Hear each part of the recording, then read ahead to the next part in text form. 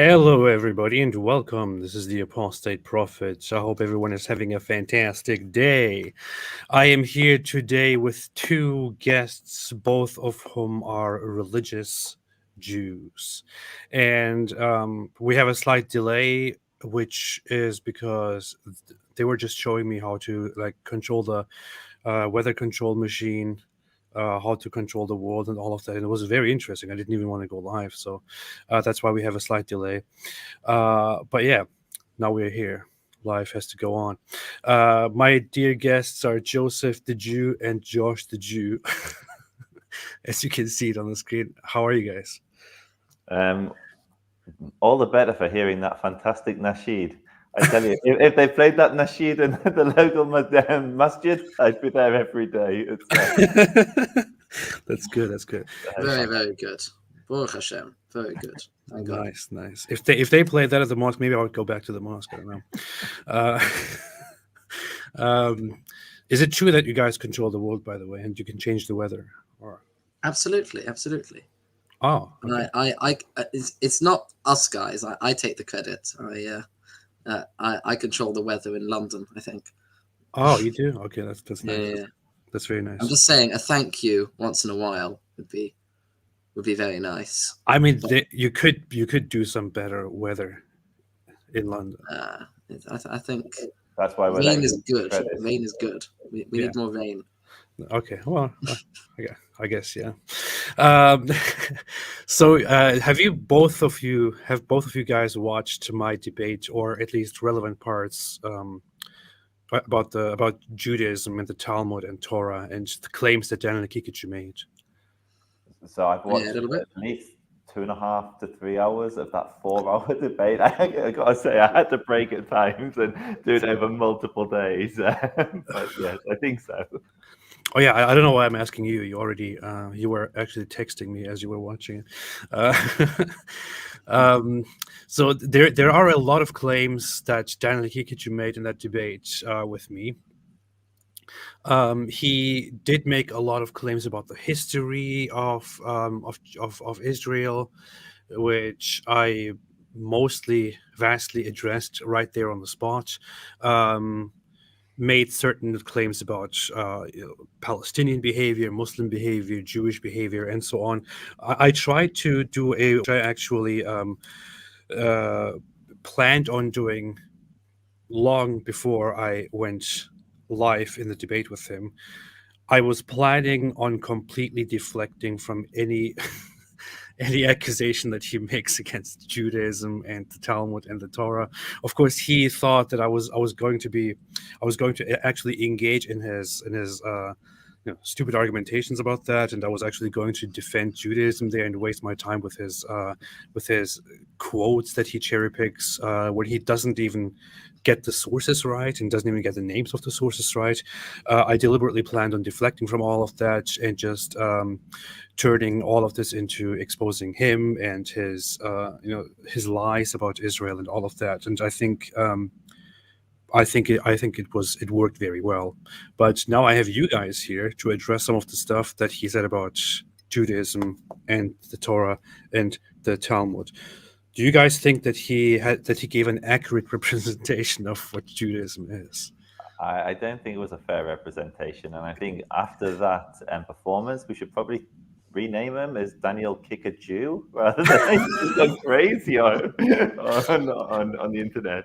He's literally gone full Adam Green. It's very interesting to watch the regression. I didn't think I wasn't expecting such a big name to go there. Basically, I thought to myself, what is this guy? He's spent too much time on 4chan, I think. It's funny that you mention both of those things, 4chan and Adam Green. Most people don't know who Adam Green is, and please don't even look him up. It's cancer. But Daniel Haqiqatjou is not very unfamiliar with that name. He actually follows that name and actually also sources that name. I'm pretty sure that he actually linked to that guy's website before. So he follows all of these, all of the neo-Nazi, white supremacist, extremely anti-Jewish people whenever they go against Judaism, of course, he doesn't follow them, or he completely ignores it when they say anything about multiculturalism and all of that. But when it comes to bashing Judaism and building everything on complete lies, he completely agrees with them and basically parrots all their propaganda. You could even argue that he's worse than them in many ways. So let me bring this on the screen here, and how about let's start by going through all the things that he brought up in this beautiful debate, where he still thinks he did a good job exposing Judaism and addressing my hypocrisy and all that. It is very funny. First, quickly, Acoceres became a member. Thank you so much. My name is Sean, with his amazing profile picture, which I never want to put on the screen, but I am forced to. Says, "Mashallah, another life from beloved Prophet, peace be upon him." Thank you so much. Amortized Halt, finally a live stream while I'm awake. This is directly in shekels. This comes from Mossad. They're paying me. You are paid by the Jews. Yeah, I am directly being paid by the Jews. You can see it right here. Literal shekels. Amazing. Yeah. Bilbo McFrodo and said, "AB, is this the Joseph from Israel advocacy movement that you were talking about on the last live stream that you thought was good looking and wanted to give a kiss on the cheek?" This is you could have kept that a secret. I never said such a thing, but yes, I guess, yeah. Alexis says, "Is it true that Jews have a gold bag at your necks?" Yeah, probably. Definitely. And finally, Classica said, "Pikachu take attack correctly reading is super effective." Yes, exactly. All right. Oh, by the way, I'm completely messing this up. So Joseph, Israel Advocacy Movement, you are on YouTube. You're also on Twitter, now known as X. You're very active, and people can find you on YouTube directly, right? Anything you want to add to plug quickly? Yeah. Israel_advocacy, Israel Advocacy Movement on all the social medias. Appreciate any of the follows. Regularly go toe to toe with some of the nastiest people in the UK. Nice. Who also feature on your channel regularly. That's good. And Josh, where can people find you? Yes, you can find my YouTube channel, which is dormant, Jews at the Corner. Otherwise, you can have a look at my Twitter, which is at Shia Pearl. So, you're also a regular at Speaker's Corner, aren't you? Yes. Nice. I've not been for the last few months, but yeah. You have been missed. I've had lots of Christians and Muslims asking, "Where is Jewish Josh?" All right, let's see. Now let's go into Daniel's opening here. Actually, I'm not even sure if I shared the sound. I haven't. Then I need to correct this here quickly. Let's see. Present. All right. Amateur job here. Okay. Bismillah, alhamdulillah, wa salatu wa salam ala rasulillah. A note to the audience, all the references to Jewish texts I'll make in this opening statement, I've compiled them all in a document. If you go to muslimskeptic.com, you can see it there on the home page. That way you can double check all the references for yourself. So which religion is responsible for... All right, so I'm actually going on muslimskeptic.com right now. And all I'm seeing is this here. And then I'm seeing tunnel memes where he's talking about how these tunnels are a Jewish conspiracy. Amazing. What in the world is happening here? This is the quality content that he puts on. Right? Yeah. He went to Harvard, remember? He went to Harvard. He's an academic. I just really want to know what Natui Carter think of this guy. I really want to know. Oh, I should ask you about that later, actually, when we get to it. So I'm trying to look at the sources here. Am I not seeing it? Don't block those you disagree with. What? Pride and religion, some Hindu stuff, fake terror videos. I don't see anything here, so that's a shame. I'm going to put it in the chat. I'll put it in the chat. That's a shame. It's in the chat. Oh, you got it already? Okay. The private chat. Okay. I find this thumbnail so funny. He put himself like as this very angry, very determined guy on here. You're some cheerful, like happy guy. All right. Let's continue then. The Israel-Palestine war? Is it Islam or Judaism? Judaism has many unique teachings that explain why Israel, as a Jewish ethno-religious state, acts the way it does. There are many Jewish teachings that we can discuss, but for the sake of time, let's just go over the three most racist, most genocidal, most disgusting teachings within the Jewish religion. First, Judaism teaches that Jews are a superior race and non-Jews are not even human. Whoa. Why didn't you guys tell me about this? Joseph, why didn't you? Once you've got to, you're at the level of space, lasers, and weather. Next level is banks, and then when you reach level 3, we'll tell you about our supremacy. This is one of many times that I hear Daniel Haqiqatjou claim that there is this racial hierarchy in Judaism where Jews are racially superior and all the others are inferior to Jews, which is very funny because that's basically the concept of national socialism. So and it's funny how he would compare that to Judaism. So, what in the world is he talking about? Very briefly, before we go to the sources. Before we go into the sources, I think one of the things that differentiates Judaism from other religions is that we do have a concept of the afterlife, the world to come, and we don't believe it's exclusively for Jews. Whereas with Christianity, with Islam, you have to belong to that faith to merit the world to come. And that's because within Judaism, we believe B'Tselem Elokim, all people are created in the image of God. We believe we're all equal. It's the actual complete opposite of what Haqiqatjou is trying to represent. But Josh, feel free to add anything or expound. So you might see, AP, I've put something in the chat there from my Twitter page. This is a meme that I've made showing what Judaism really says about non-Jews, and it's 11 quotes, some of which is from the Talmud, from other traditional Jewish sources, and you can see very clearly that actually Judaism is quite nice to the Goyim, as it were, quite nice to the non-Jews.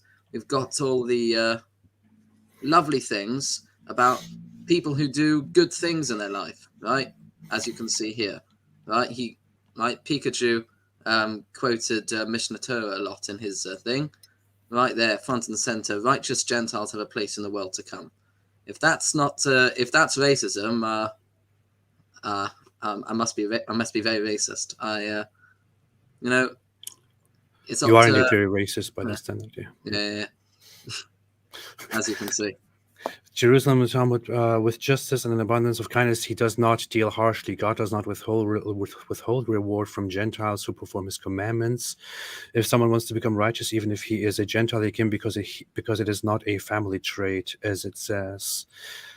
But how all of these are clearly sourced, and unlike the other memes that are going around against the Talmud, you can look any one of these up on Safari or wherever else, and you can see these for yourself. These are true quotes, real quotes. It is forbidden to deceive anyone, even an idolatrous Gentile. Yep. But excuse me, but people on social media always give me these sources that seem very authentic, where it says in God Shas something about Gentiles. I'm sure you both have come across those memes where they list a bunch of supposed sources from the Talmud, and some of those sources don't even exist. Like, no, you ask Jews, you ask rabbis, and they don't know what that source is. They say it doesn't exist. I have no idea what this is talking about. But if you gave people these sources, they would probably dismiss this as just deception, as a lie, because that's what Jews do. Jews lie. So when Daniel Haqiqatjou says, obviously, that Judaism is racist, and that it has such a hierarchy. And you then give me sources which say the opposite. Why would I trust you instead of trusting Daniel Haqiqatjou, considering that Daniel Haqiqatjou always already told me that you would lie to me? Because when it comes to Daniel Haqiqatjou, he pronounces Shulchan Aruch Shulchan. He can't even pronounce the names of these sources he's reading. he can't even read the English of the sources he's reading when they do exist. Now, I think, truthfully, an honest answer is you can go to any religion, and if you go through their texts and you don't know the context of what you're reading, you will be able to find things that you find unpalatable, particularly with scripts that are supposed to be understood by people across the millennia, written by rabbis 2,000 years ago, written by priests 1,000 years ago, Muslims 50 years ago. You will find things that will not necessarily conform to modern sensitivities. The trick to any religion is actually looking at something in its entirety, understanding the framework in which you're supposed to read it. Daniel Haqiqatjou doesn't even know what the Talmud is. There's over 2 million words in the Talmud. Daniel's read 5 of them. And so he's not an authority, in short. But I'll let Josh add. I mean, the real issue is, like Joseph said, taking things out of context, right? Because, like, forget about the crazy stuff like Libre Davens and Gadshas, which don't exist at all, right? Mm-hmm. When you've got texts which, they seem quite controversial, when you take like half a sentence or a sentence within a longer passage and you don't know what it's talking about, you don't understand the framework of how the book talks, you don't understand you're reading a book of legal argument in which it's a dialogue, right? What we call in Aramaic a shaklavataria, which means a give and take, right? Mm-hmm. These people don't know how to learn a page of Talmud because they haven't learned, right? So if you ask someone who knows how to learn these sources, then you can learn, understand what it's really talking about. And but he doesn't know how to do that because he's never bothered to ask anyone. Mm-hmm. He just makes his assumptions and reads the memes. Mm-hmm. This is a very good resource actually here to use as a counter. So it's very. Did you put this together or somebody else? You put yes, this together. I did. Very nice. Very nice. This is a good rebuttal to use when somebody comes with that whole idea of look what the Talmud says look what Judaism says about the Gentiles. But let's continue. Let's see what he is going to. The basis of this is the Torah, Deuteronomy chapter 7, which says, "Ye shall destroy their altars and break down their images and cut down their groves and burn their graven images with fire. For thou art a holy people unto the Lord thy God. The Lord thy God hath chosen thee to be a special people unto himself above all people that are upon the face of the earth." The Talmud. It is very funny that he would bring this up as evidence that there is this inherent superiority in Judaism, this racial superiority and inferiority. I think one of the biggest lessons anyone, particularly the Christian viewers, can take from this is don't trust the King James. So he's got an accurate translation, but it's a mistranslation. Nowhere in the text, and Josh will, I'm sure, agree with me, does it say that above all people that are upon the face of the earth. It says Mikol Ha'amim, from all the people. Nothing to do about being above. A Christian translator translated that because of whatever rationale they were using, but in the Hebrew, no Jew would read it that way. It's Mikol Ha'amim, from all the people.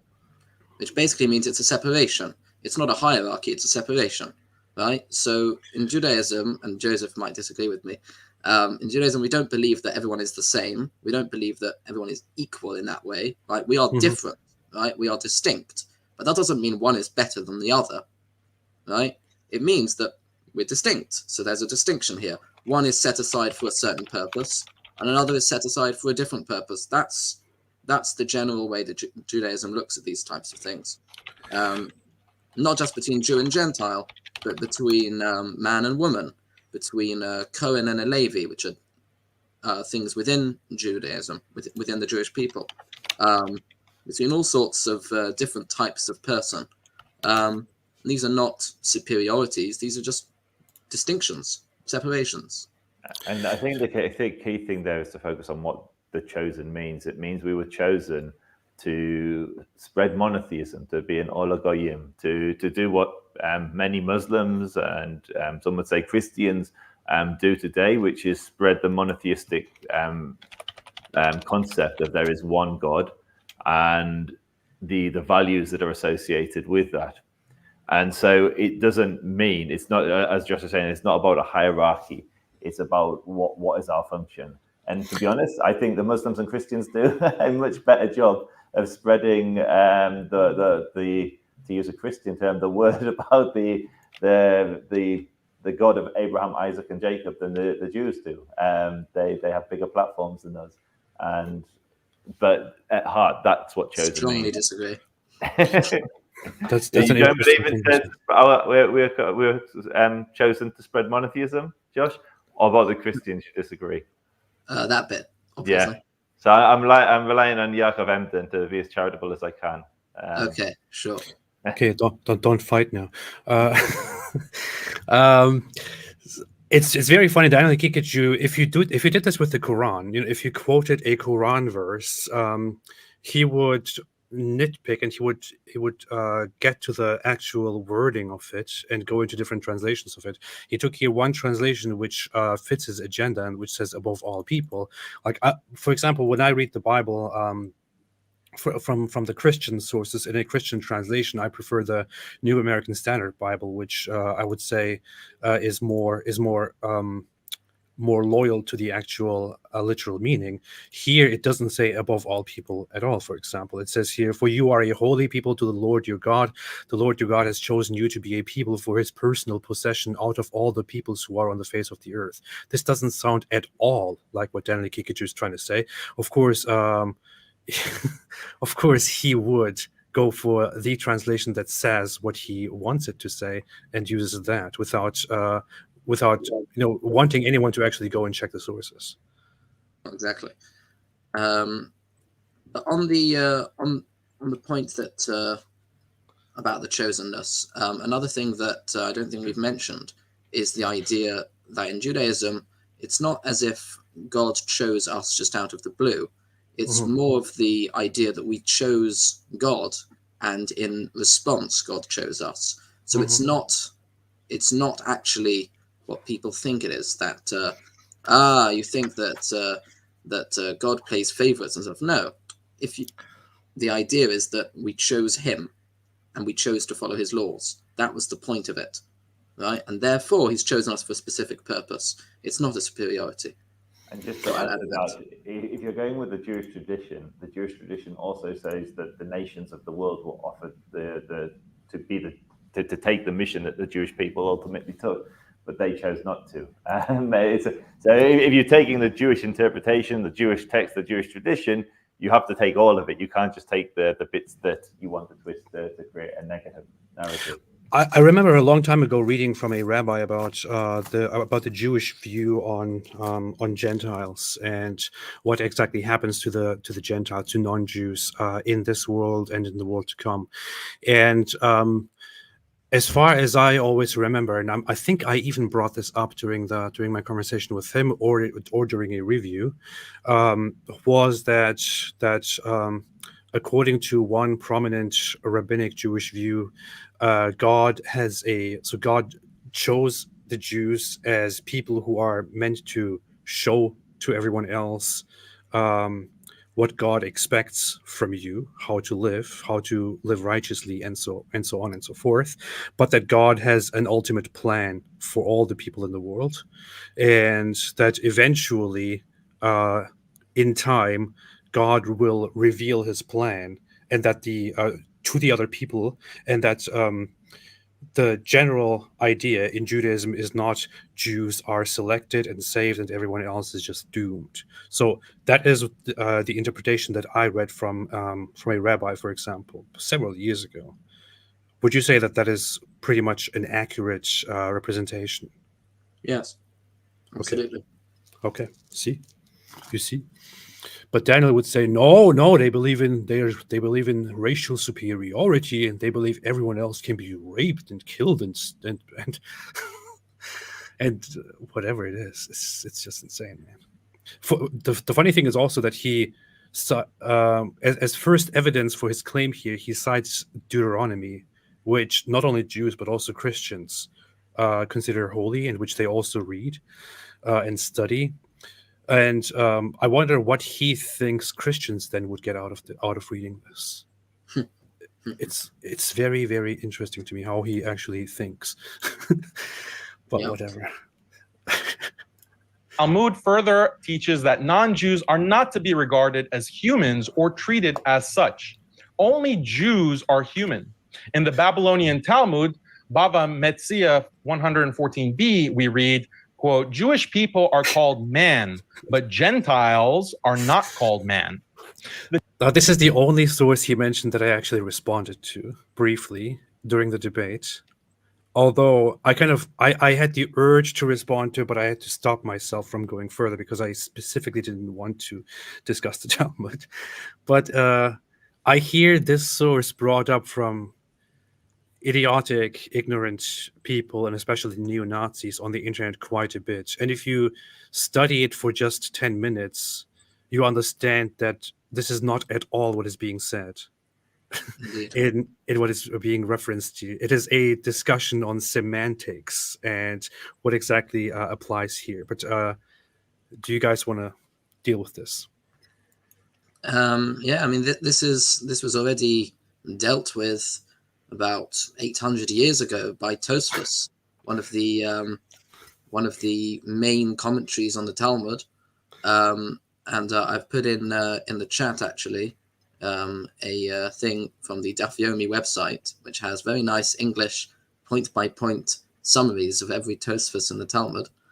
And if you go to the second Tosfos, that's number 1. If you scroll down to number 2, it has a whole long explanation here, which I'm going to have to explain because it's got bits of Hebrew put into the English here, explaining the whole concept. So he starts off, and as you can see, there's a give and take. There's questions and there's answers here. So he first of all points out a contradiction. He says, he brings 2 sources in Avodah Zarah, page 3, and Sanhedrin 59, that say that a Nochri, which is another word for Gentile, who engages in Torah is like a Kohen Gadol, i.e. a high priest. And there it quotes a verse where it says that a person will do and live. And it doesn't say priests, Levites, and Israelites. Rather, it says the man. And by bringing that verse, the Talmud there in those 2 places is proving that a Gentile who would study Torah is considered like a high priest from the fact that it says the man. So that would seem to go against this idea that they're not considered man, right? Because over there it's proving from that verse, from the fact it says the man, therefore Gentiles are included. So what is it? Are Gentiles included in the concept of the man or excluded? So the Tosfos answers that that over there it might be a different opinion. It might be the different opinion of Rabbi Shimon. Okay, so we ask. There's another opinion that's a different rabbi. So it's still going to be difficult, and it brings yet another passage from the Talmud, from Croesus, and over there it brings a verse which says, on the flesh of man, when it's talking about anointing oil, there's a special oil that used to be used to anoint people, like prophets and kings and eventually the Messiah, which is why it's called anointed. And it's a special type of oil. And the verse there says, on the flesh of man. And the Talmud there in Croesus learns that from the fact it says man, therefore it does not include a Gentile. So here we have a contradiction. Right? When it says man, does it include or does it exclude? And as you can see, Tosfos continues, right? Josh, And he Josh, brings- so it's Yes? a very good discussion on semantics, and somebody who understands the nature of the Talmud a little bit understands what's happening here. The thing is, when you continue doing this, those who already have an opinion formed here will completely zone out and will focus on one thing that you said, which is, Right. look, he admits Gentiles are not considered human. So is it worth actually stepping back and explaining what the Talmud is? Maybe And, very briefly, yeah. Because we're having a Daf Yomish Right. here. I mean, I think what the point that I'm showing you here is that you've got question, answer, right? Mhm. And if you take any step along the way before you get to the conclusion, you've not got the conclusion. You've not got the resolution of the debate. Mhm. So even in a commentary like Tosfos, right, you've got here questions and answers. And only once you get to right at the end of a passage will you finally see the conclusion and what does the Talmud actually say, and what therefore is the law, or what therefore is, well, the summarized point, the concluded point. Mhm. Anything before that, you're not going to get a real picture. So whenever you get something from the Talmud, or commentaries on the Talmud, or anything like that, you've got to first see, is what I'm looking at the middle of a debate or the end of the debate? Because only when you get something at the end of the debate have you got something that might actually reflect reality. And That's, just to add to that very, very briefly. So the Talmud is basically a number of conversations. And when someone's interested in learning what the halakha is, what the law is, you're looking for the Talmudic conclusion, which is what Josh is describing. And that's ultimately what we care about. You got an insight into how Jews study the text. One single sentence from, and this is just one commentary from the Tosafists, who maybe just shy of 1,000 years ago, put together this commentary on the Talmud, which just goes to show you the level of conversation around each verse, which is why it's absurd for a Jewish person to see Daniel take 5 lines from a 2 million word book, and each of those 2 million words, I don't know how many sentences that is, will have commentaries like this, multiple commentaries. This is just one of many, which is how Jews will read to understand what the Talmudic conclusion is, what the law is, and it's not how Daniel presents. Yeah. Exactly. What's very interesting is, what's very funny here is when you go on his article here, where he says you can find all the sources, you will see him do this. It says here in the Babylonian Talmud, Baba Metzia 114b, we read, Jewish people are called men, but Gentiles are not called men. That's it. And then he moves on to the next source. This would be like, for example, let's say I'm having a conversation with somebody, but 1,000 years ago, and that person says, and somebody says, so when you go to this place and you encounter such people, you have to tell them, you have to say, hello, how are you doing to them? And then we get into a discussion where I say, okay, but when we go to the actual source which instructs us to do so, and we look at the word people there, we need to understand that what is meant by people is these people and not those people, because these people are called people, those people are not called people, right? But in the end, I'm having this discussion only to conclude that we are supposed to say, hello, how are you doing to those specific people. However, somebody who doesn't understand what the discussion is about might look at a transcript of that discussion and then focus on one point here, which says these people are called people, those people are not called people, and then take that as proof that the Talmud, or that this gathering of people, does not consider everyone humans or doesn't consider everyone people. And that is pretty much what is happening here. The Talmud is not saying here that Jewish people are humans and that Gentiles are not humans, and even that Gentiles are animals. Actually, Daniel Haqiqatjou, I think, is interestingly charitable with his interpretation here, because I've heard from many other people who pick these verses, these passages, add to this, and say that the Talmud says here that the Gentiles are animals, or even less than animals, which is something that you find nowhere at all. And this just shows to you how there is a big willful ignorance on their part, because it serves their agenda. If you actually go into the source, like he clicks on here, and he knows very well that nobody will click on here and actually read through this, except for maybe one or two people. If you click on here, you will see a long discussion, and take this discussion here, and then please make your conclusions. Which I'm saying sarcastically. It's probably very hard for somebody who doesn't understand what this book is to make any conclusion here by reading this. This is a long passage about a lengthy discussion. And remind me, guys, there is always a thing about the Talmud, isn't there? That a stereotype or something that people say about the Talmud, which is that it engages in a lot of hair splitting, a lot of very lengthy discussions about specific words and specific details that go on for a very long time. And that is what much of the Talmud is actually about. It is not a written book of laws. It is a written book of very lengthy and very detailed discussions, at the end of which you can derive laws from it. I don't know if Josh will agree with this, but the way I like to explain the Talmud Bavli in its most simple form is, if you imagine that someone were to record the conversations that took place in a court as they were arriving at the law, this is like the court notes. And what we care about is the conclusion of those notes, to understand what the courts ultimately ruled. But because behind many of these verses is actually a legal ruling, which will have been established by a Beit Din, by a religious court.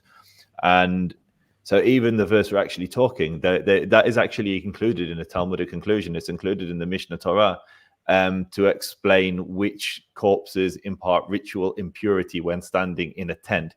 It's not anything to do with who is a man, who isn't a man. It's to do with what imparts religious impurity, and to whom does it impart religious impurity. And it's trying to understand what the Torah is saying when it's a particular pasuk.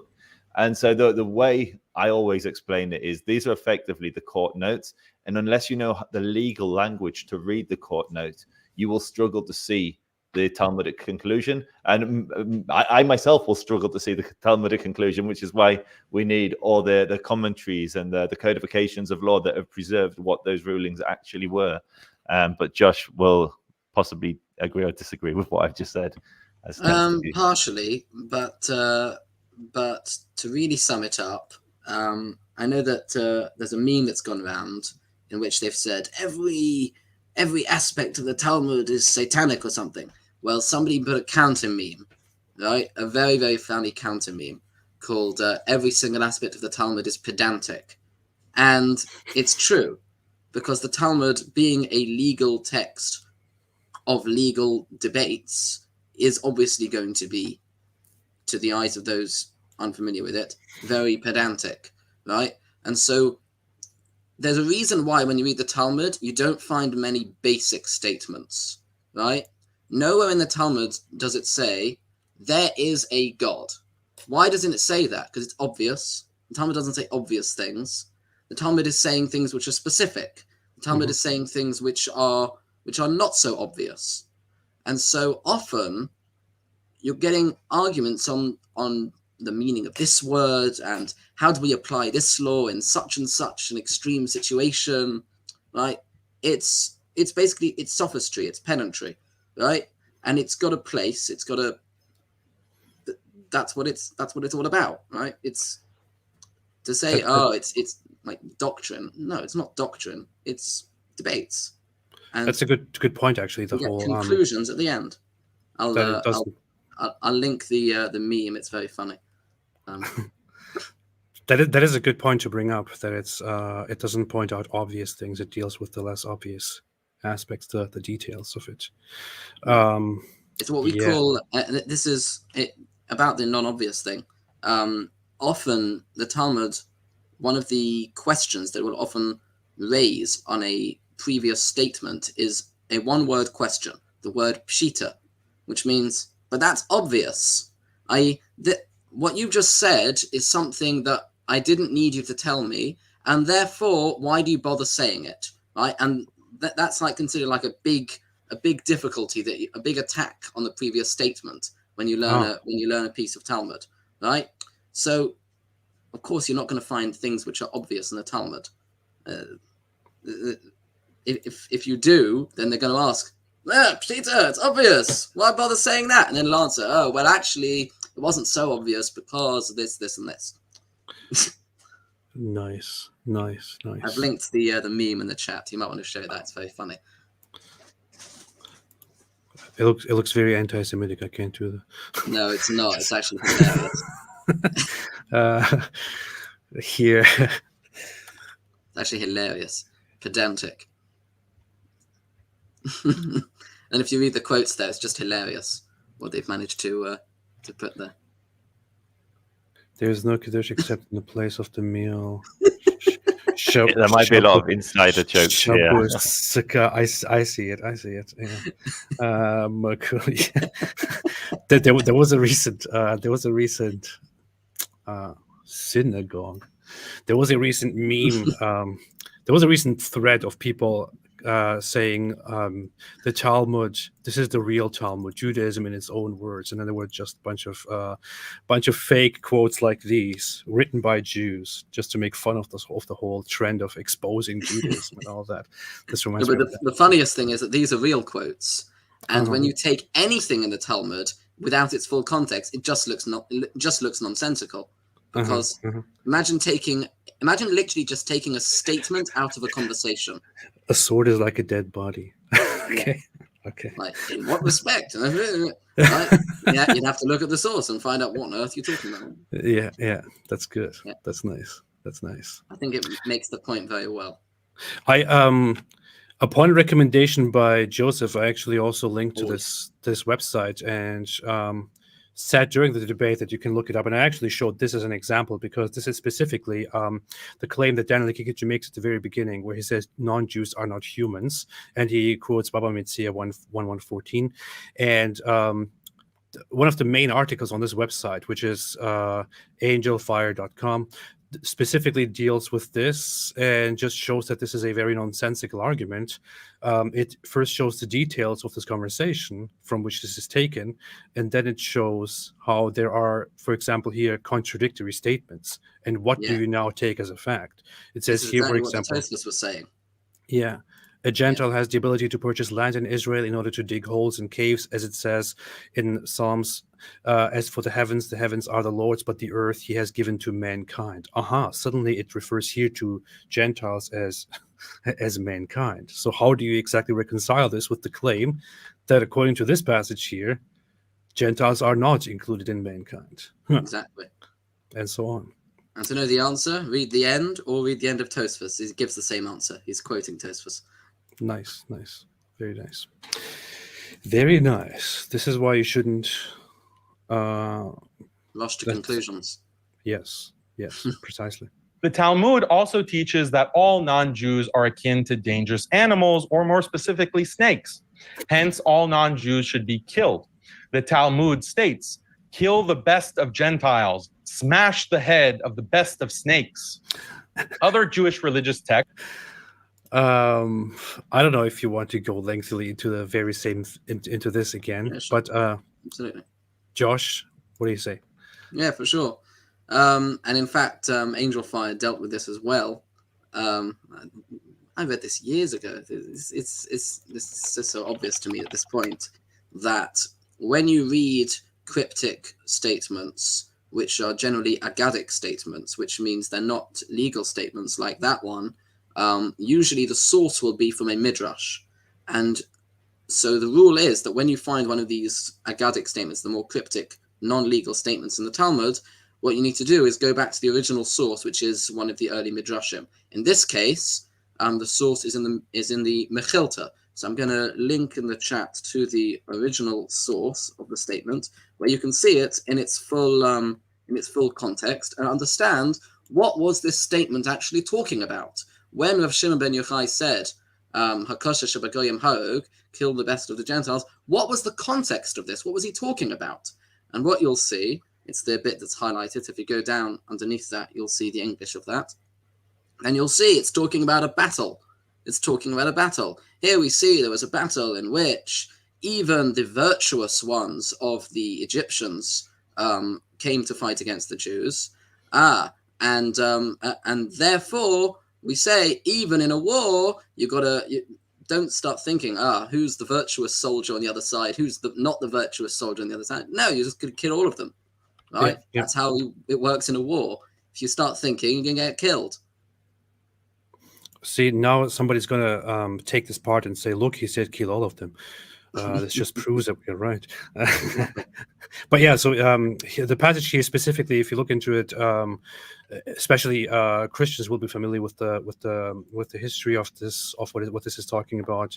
Muslims should be familiar with it, although they're not familiar with the sources themselves. Anyone else can understand the reference here quite well. It talks about biblical history. After he took 600 choice chariots, whence came the horses required for the chariots? If you would say from Egypt, is it not written? And so on. It talks about this, and it says, we find then that the cattle driven off by those who feared the word of the Lord proved to be an impediment to Israel, whence our Shimon says, the best of the Gentiles kill, the best of the serpents crush its head. It is specifically talking about a state of war in which there are opponents where you are not meant to differentiate between who and what your opponents are. They are your enemies. You are fighting already, which is why you are supposed to simply kill your enemy, right? Exactly. That's what's happening here. Yeah. Okay. Can you imagine if in the First World War there were soldiers shooting at each other, and there's a guy thinking to himself, I wonder if the guy on the other side is a virtuous person or not. I probably shouldn't kill him just in case. Like, what are you talking about? What are you doing? What are you doing? You're going to get killed. Yeah, because if you think like that, you're going to get eradicated. You're going to die. Yeah, pretty much. And I think just the other thing to stress is what Josh was saying at the beginning. This also isn't law. This is the Midrashim are there to teach you a lesson, a moral lesson, usually not always. And that when it comes to the laws of war, there's an entire chapters of codifications of law that deal with what are the laws when you go to war. But with the Midrashim, it is there to teach you lessons, to life lessons. And that's the lesson here. Nice. Somebody just brought up something in the chat. Where was that?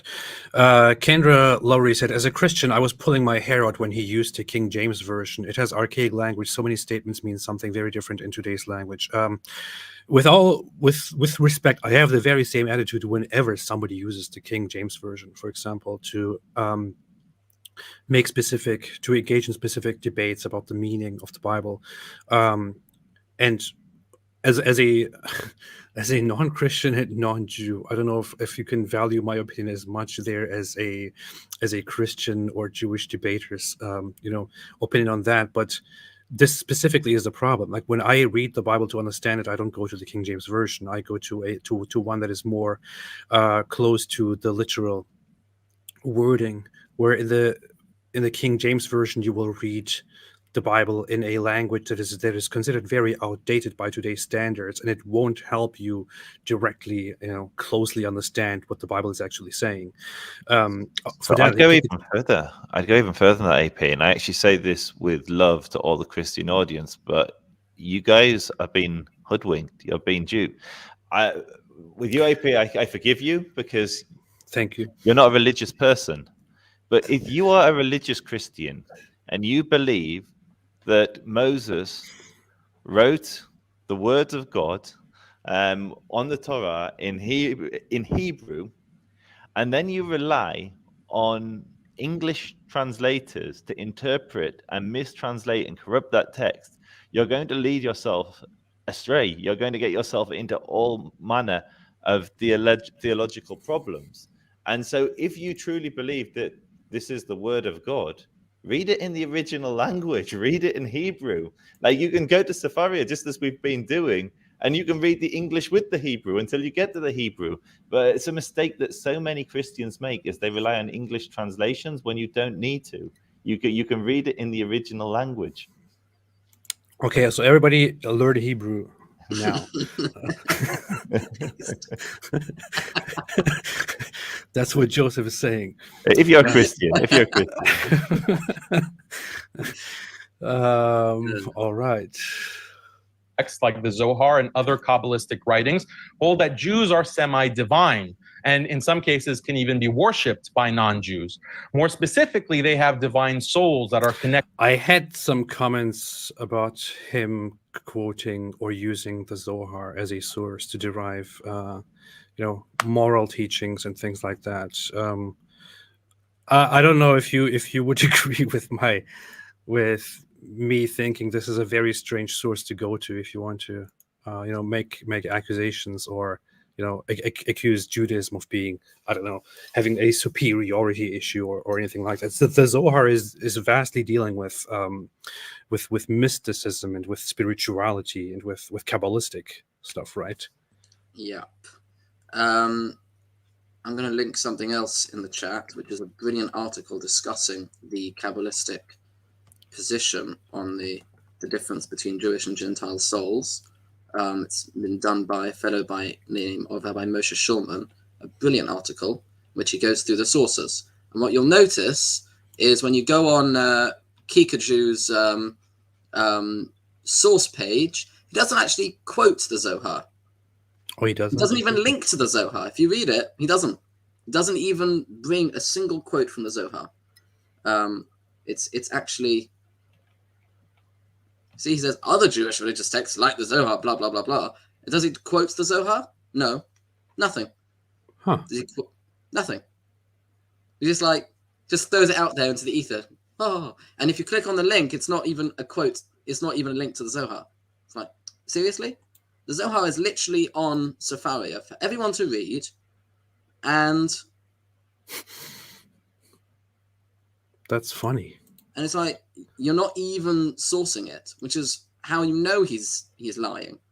Which is how you know he doesn't know what he's talking about. That is funny. I didn't even notice that because I to be honest, I didn't even look up his sources after we were done. I thought I'm going to just wait with that. Huh, he didn't even link to it. That's very, very funny. Yeah. Yeah. Wow. And here he goes through a whole thing through the traditional Kabbalistic sources, explaining what it means that there's a difference between the two souls. That's basically it. So, you disagree? Anyone who wants to read it can read it. It's on judaismsanswer.com.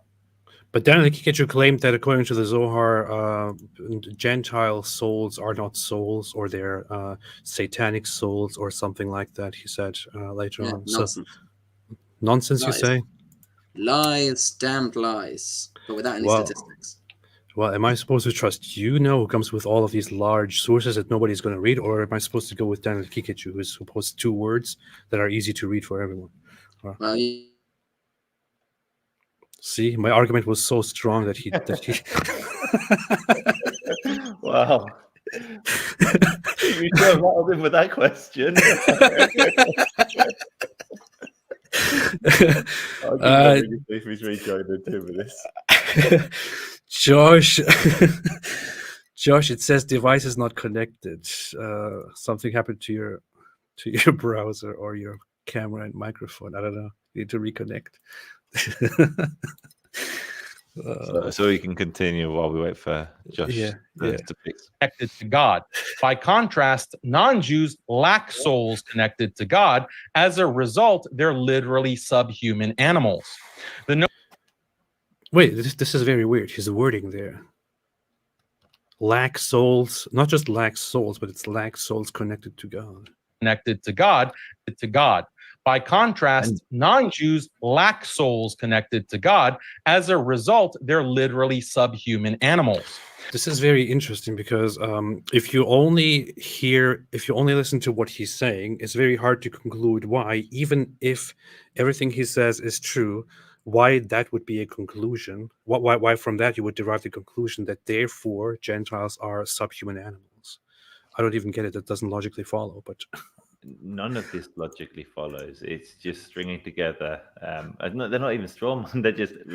They're just insults. It's complete fabrications. But welcome back, Josh. Yeah, sorry about that. I moved the plug, and it all came crashing down.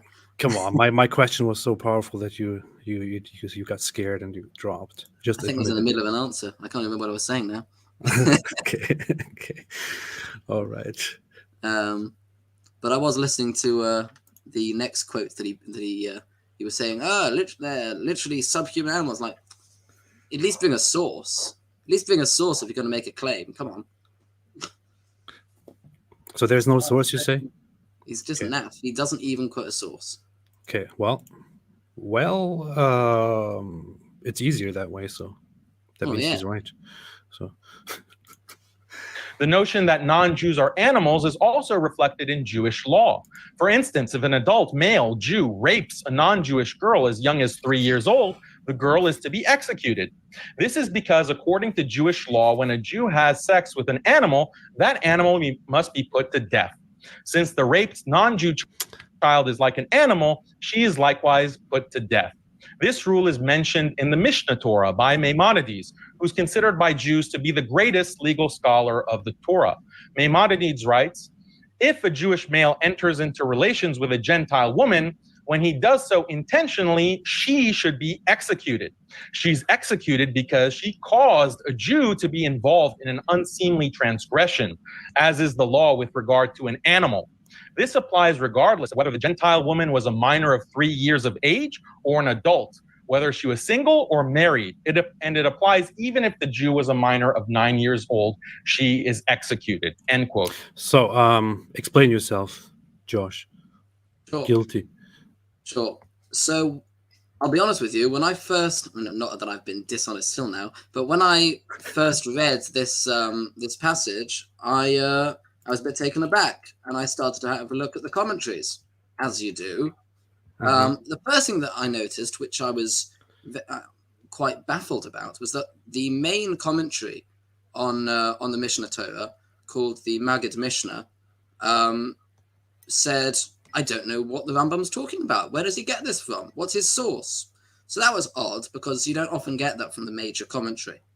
And then I looked at the Aruch HaShulchan, which is a much more contemporary legal work from the early 1900s, and he says that the source is not the source is a verse in which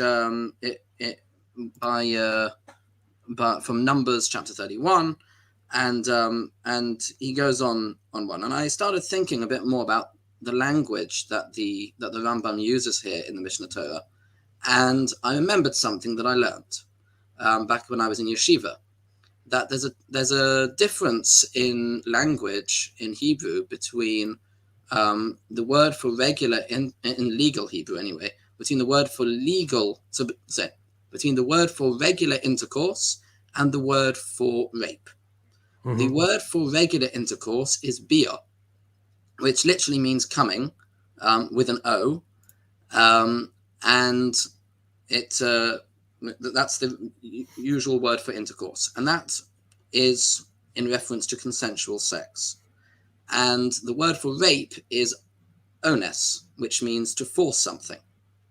And in the verb form, when we say a person rapes somebody else, we say hama'anes, right? The raper, the rapist. That's the way you do it. But when you have the word habor, which is the word we have here, it's a word for consensual sex. Mm-hmm. Now, the question is, how can you have someone having consensual sex with how can you have someone having consensual sex with a child? And the answer is you can't. So what is the Rambam teaching us? If the Rambam is really saying that you're allowed, that if you rape a non-Jewish child, then the non-Jewish child is executed, then have it all the way from birth. Then why have a cutoff point of 3 years old? And the answer is because what the Rambam's giving you here is an extreme case. If there was a theoretical world in which a 3-year-old could consent, which we know is not possible in what we see is 3-year-olds are incapable of consent, and so are 4-year-olds and 5-year-olds, etc. Right? If you had a world in which they could consent, and you had a world in which 2-year-olds could consent, it wouldn't matter that the 2-year-old consented, because it's not considered legal intercourse underneath 3 years old, which is a concept we find all the way around the Talmud. What's considered legal intercourse and what's not considered legal, i.e. not permitted. We're talking about what is legally considered to be intercourse. What we talk a lot, it's called lomdus, in which we have actions described by certain words in legal terms, but when it's done in a slightly different way, it's not considered the same action. I know this sounds very complicated. But over here in the Rambam, he says habor. He's talking about consensual sex in an extreme case that we know doesn't exist. That's basically what we're talking about here. It's not talking about rape.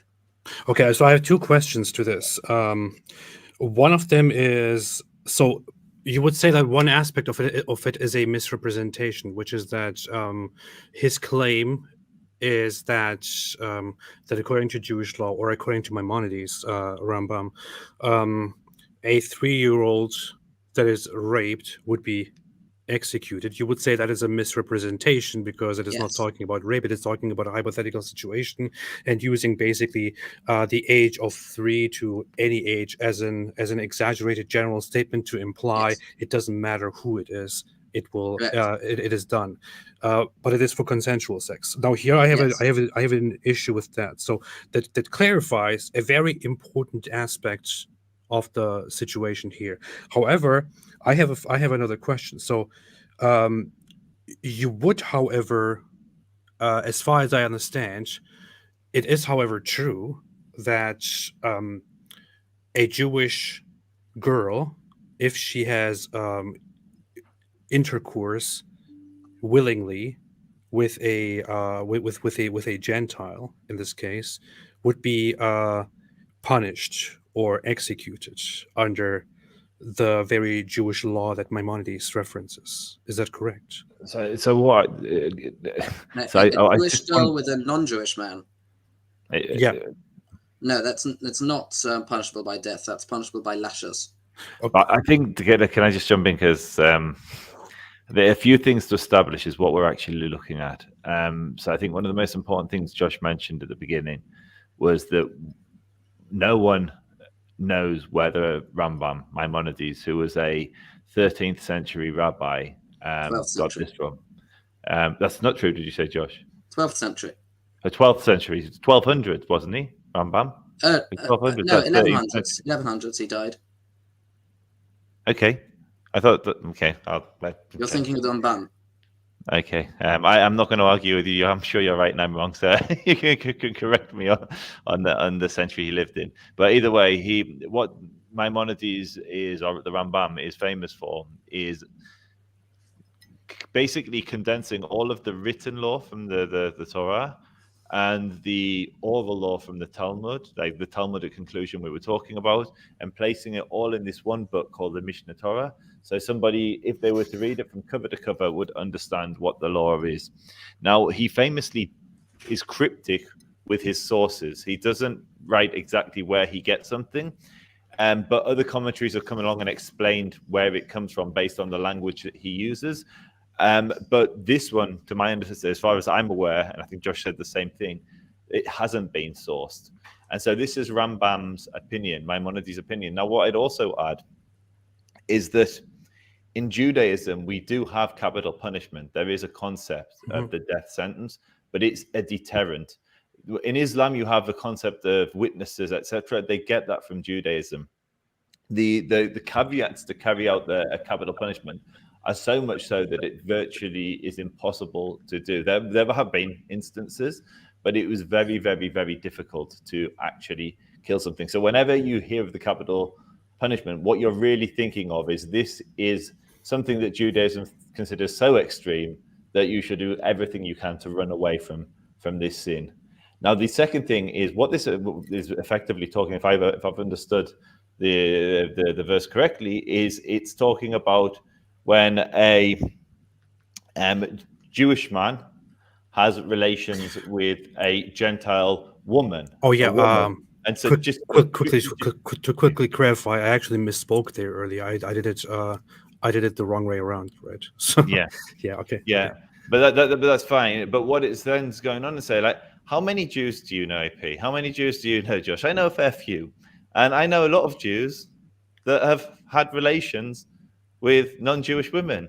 Yeah. And the entire Jewish community is obviously, when it comes to marriage, we want the continuation of our people. We want Jews to marry Jews and have Jewish children.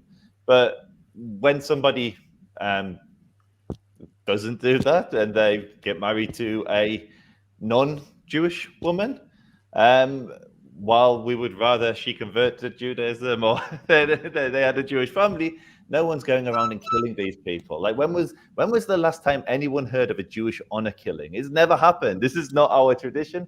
And so I think it's very important to caveat what it is that we're reading here and what was the purpose of a capital sentence in the Jewish context. It is an extreme deterrent. And I just thought it would be, I wanted to insert that as we're getting into very legal. This is exactly what the law means. This is what I interpret it means. And I think at its basic, like, capital punishment is the deterrent. This is the Rambam has written this, but no one's been able to find a source. And ultimately, Jews don't go around killing people for dating non-Jews. It's just doesn't happen. So would you guys say Josh is still listening, but he's disconnected again? Very unprofessional here. So when Maimonides comments on these issues, and he says, for example, if a Jewish male enters into a relation with a Gentile woman, when he does so intentionally, she should be executed. Is this something? When Maimonides says something like this, and Daniel Haqiqatjou, for example, says Maimonides is the most respected Jewish scholar. Many argue that, and it is arguably true that he's one of the most respected scholars. Are we supposed to take this as a general true statement on Jewish law, or simply something that Maimonides says and Jews in general don't accept? The overwhelming majority of Jews do not follow the Mishnah Torah. I'm actually one of the few that sees this as the most authoritative, not this particular verse we're talking here, but the codification, the Mishnah Torah, as the most, as one of the best representation of what the Talmudic conclusion actually was. Most Jews are downstream of a book which Daniel called Shulchan, the Shulchan Aruch, and the Shulchan Aruch worked on the basis that you had the Rif, who was like a couple of generations before the Rambam, and basically the teacher 11th century father, the Rambam and the Rosh, and so the Rosh was from Europe, the Rif and the Rambam were also from the Rif was from Tunisia, I was going to say North Africa, Rambam was from Spain, then North Africa. But basically, he then came up with like a voting system and says whatever the consensus is, that's what the law is. And then from there, you have multiple traditions that kind of have downstream of the Shulchan Aruch. But so the Rambam is authoritative. He is a very, very prominent figure in Jewish law and philosophy. In most cases, I believe he accurately represents the Talmud, but many would argue against me on that.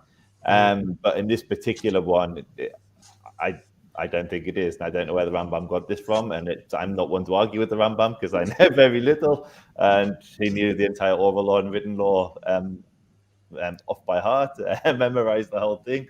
So I'm not. So would you guys say, if I asked you both the question, and I don't want to put anyone here on the spot here, but so if we took this exactly as it is quoted, exactly as Daniel Haqiqatjou presents it, that according to Jewish belief, which I know is a very, very, very rough thing to say, but he likes to do that.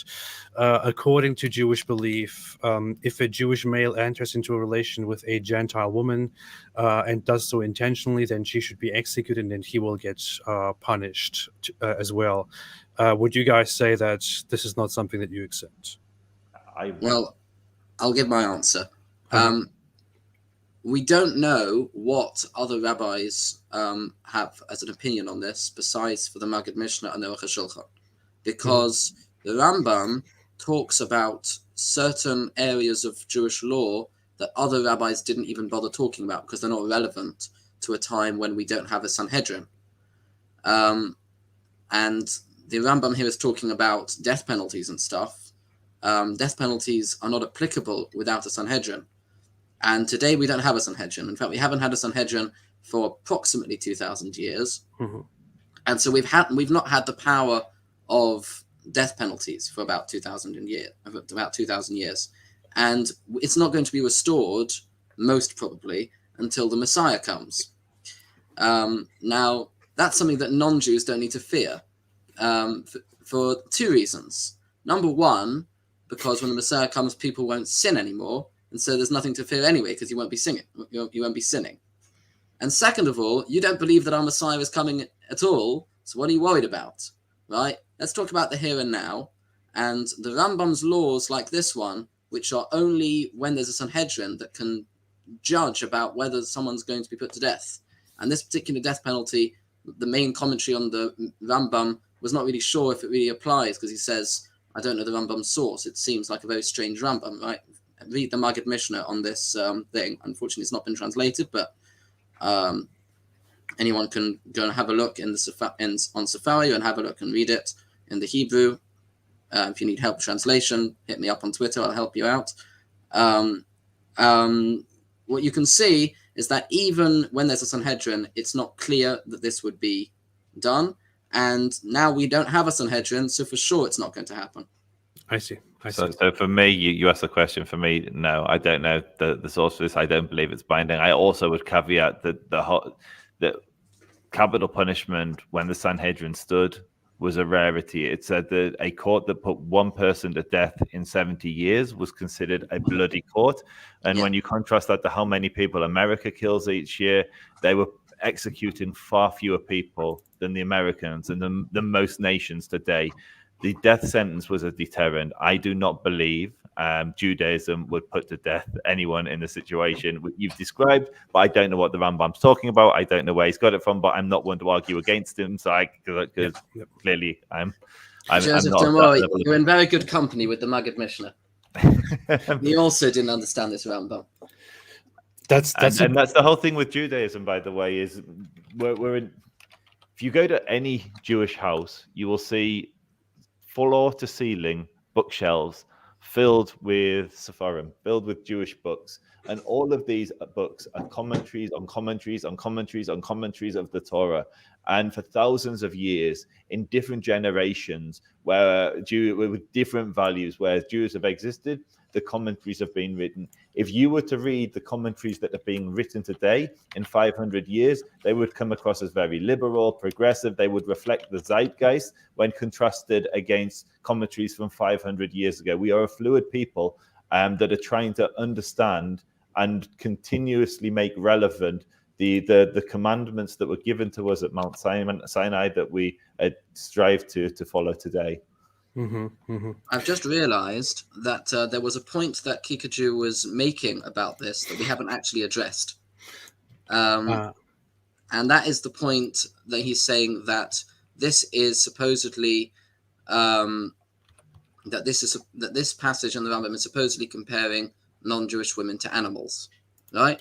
So this is something we have not yet addressed because we kind of skipped over it and looked at the thing which looks much more controversial, which we've dealt with now. But just to jump in there, the reason that seems more controversial to us is because we are not paedophile. The apologists like Daniel activists, I think advocates you were calling them. And so he probably didn't even acknowledge that that's unpalatable to the most sensitivity.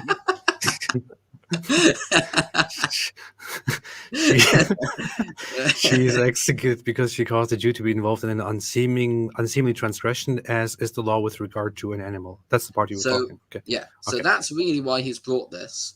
And the answer to the point that he's raising is that it's not saying that they are animals or that they are like animals. It's saying, the Rambam is saying that just like we see that by animals, we kill the animal because it's been involved in a sin with a Jew. Therefore, the same thing would apply to a non-Jew. It's not saying, therefore non-Jews are like animals. No, that's not what it's saying. It's saying that here we have a case where a Jew has engaged in a sin with something or someone which is not a Jew, in this case an animal. And here we have another case that the Rambam is bringing, where a Jew is involved in a sin with a human being who is not a Jew. Can we make a comparison? Or as we say in Yiddish, a Zustel. And the Rambam makes such a Zustel. The Rambam just says, this is a comparison here in the law that we have something that's involved in a sin with a Jew, where we do kill the animal. So with the non-Jew, therefore, the same law would apply. This is a legal reasoning. It's known in the Midrash as a binyan av, which is you have a law which looks like something in one place, and therefore would apply it in a somewhat similar case.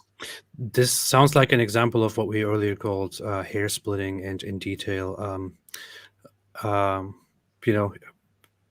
arguing certain things in very deep detail, making such comparisons.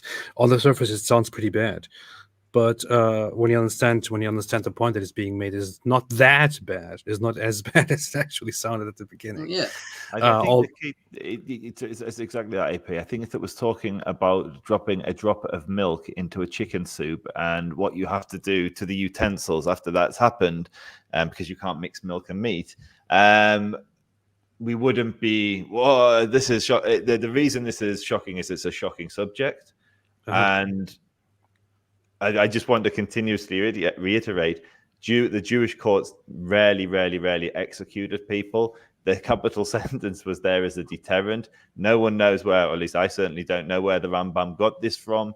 And I think I just want, because I can see the chat, and I imagine that many people will be struggling to follow this conversation. So I think the only thing that I would really press when discussing this entire subject is that the death sentence was rarely carried out, and the Sanhedrin that was responsible for carrying out this death sentence put in place so many gezeras and rules and laws that would minimize the chance of people being killed, as well as the actual the law itself, which makes it very difficult to carry out these sentences.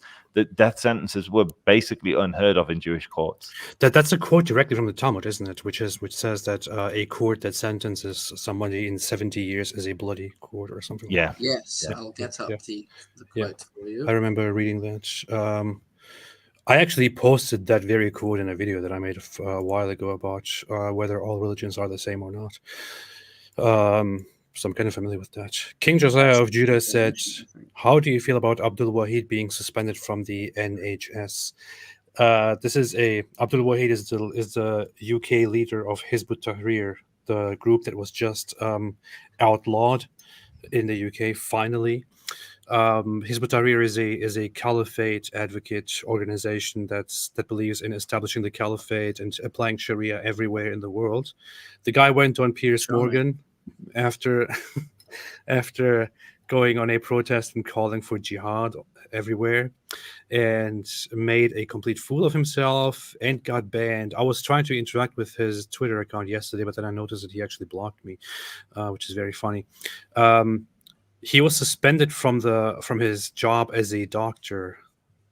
What do I think about it? I don't feel sorry at all about it. That's all I feel. Yeah. One thing I would add is Hizb ut-Tahrir. National health.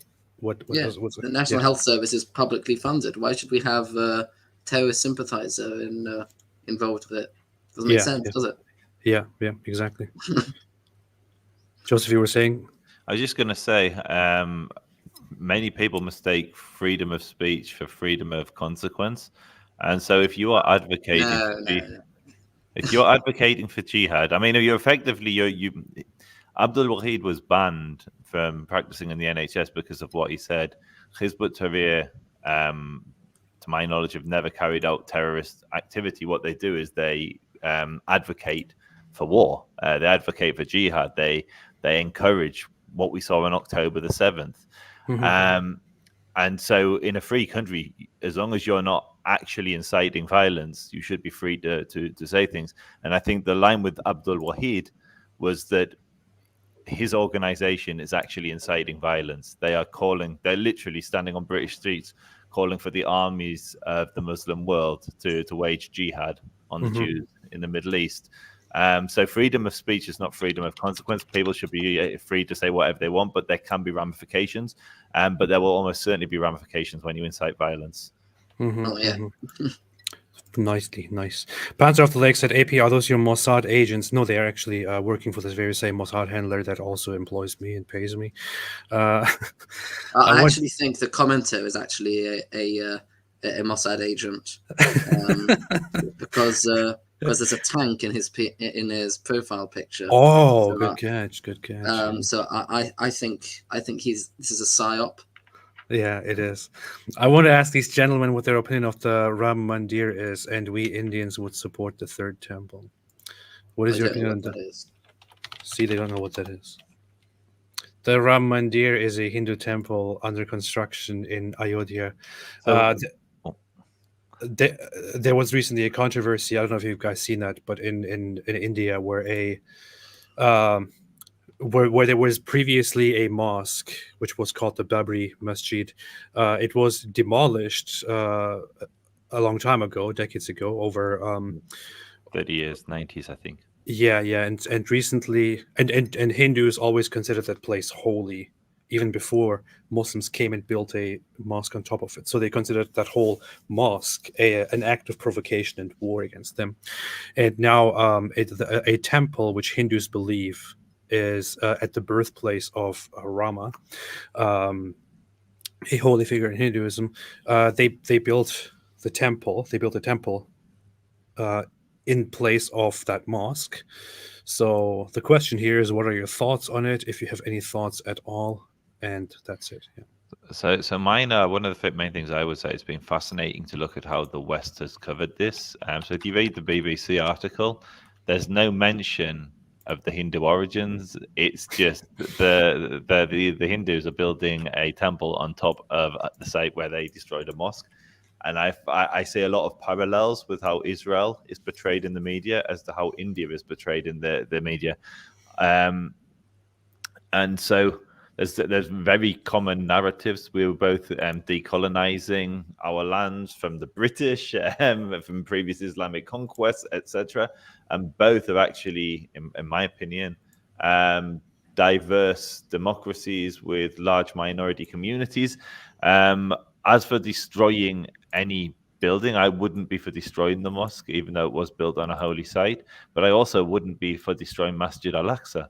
I don't believe it's a good thing to do, even if something has been built on your holiest sites, to go and blow up the holy sites of others that have been built centuries and stood for centuries. I do believe there will be a third temple, but I don't believe that we should go and blow up Masjid al-Aqsa. I think that would be an appalling thing to do. I see your point about blowing it up, but don't you consider do it? Don't you consider it very disrespectful that so that the Islamic armies or people would come and build a whole compound on top of your holy site? So I'm going to give an honest answer for the Temple Mount.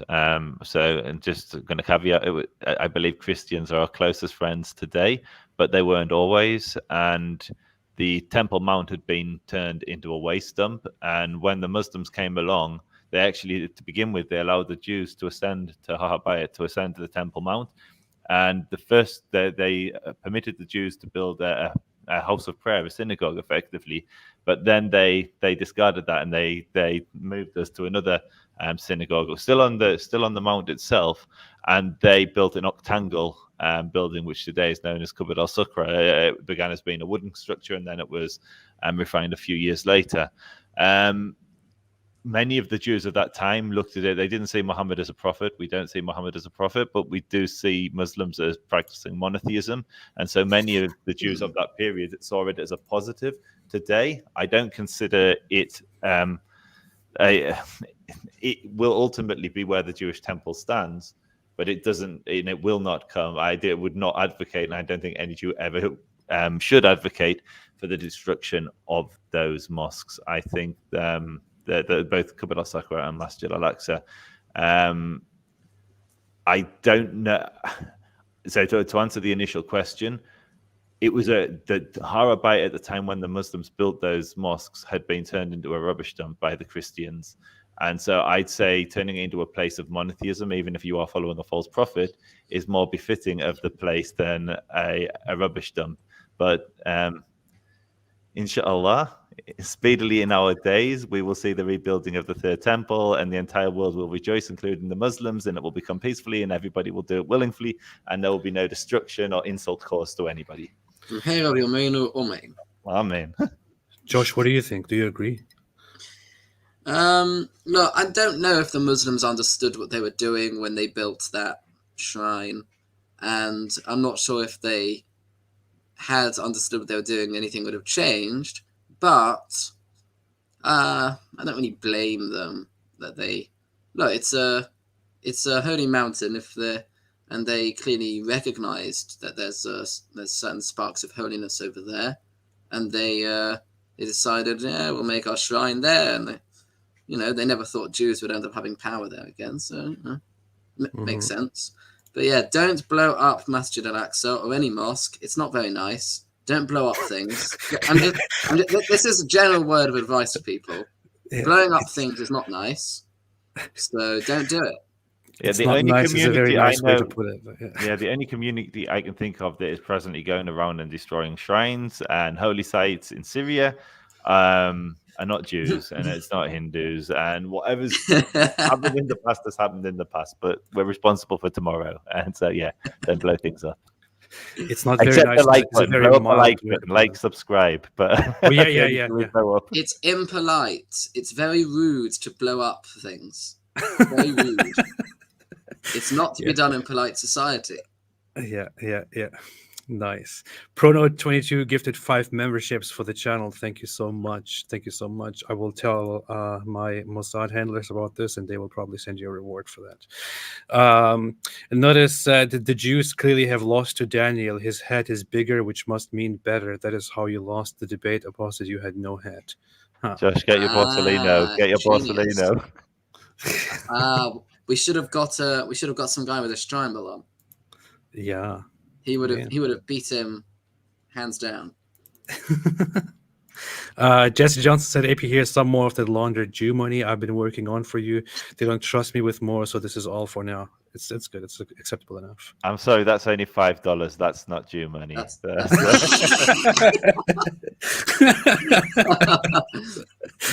Yeah, $5 unacceptable. Jean K. Capra sent me genuine shekels and said, hello, Israeli fan. How can I contact you in Israel, and do you need help with the trip? Well, I'm organizing a trip to Israel. I'll have some more details on that. I'll get it done. I'll keep it. I'll give more updates on that. Call of Ghidorah said, hello, AP, a true believer here. Really? Have your thoughts about doing a live reaction to Bassem Youssef's second interview with Piers Morgan? I don't want to talk about that guy. I don't know. I feel like I don't know if you guys heard of Bassem Youssef, but he was on Piers Morgan, and he had this whole sarcastic debate with Piers Morgan about the whole Israel-Palestine issue, and I don't like the guy. And I don't like what he has to say. I don't understand why people care about Piers Morgan. No, I have no problem with Piers Morgan. I just Bassem Youssef is the one that I specifically. I don't speaks with a forked tongue. He's I'm with you, AP. yeah. Don't know him. No. Yeah. Anyway, I just know Piers is just a bit silly. And Ari Wasserman said, see obvious Jew here again. Pikachu hasn't read any Jewish texts precisely because there isn't any CP in them. Ooh. Oh. Wow. I'm just saying, I disavow. I disavow. Yeah. Judaism could improve on that and making it more appealing to people like Daniel Haqiqatjou who are interested in attraction to Anyway, Nicholas Turcotte. Nicholas Turcotte said, "Where's the Jews for murdering Farfour? Have you guys heard of Farfour?" Is that the Palestinian cartoon? Yeah. The Palestinian Oh, about Mickey Mouse. Yes. The Mickey Mouse, produced by Hamas, which was killed by the Jews. No, but what you don't realize is they can bring it back now because the end of the copyright. Oh yeah, that's true. That's true.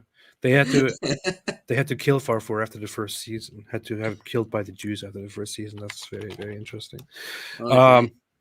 I want to, since Farfour comes up, I want to quickly show you guys something from this Farfour documentary and ask you questions on whether that is true, it's an accurate representation or not. This is very serious stuff in the middle of responding to the Talmud, responding to Daniel Haqiqatjou's take on the Talmud. Very, very serious. Very, very serious stuff. And yeah, let's see. What on earth? What is happening? Sounded like a djinn. So here's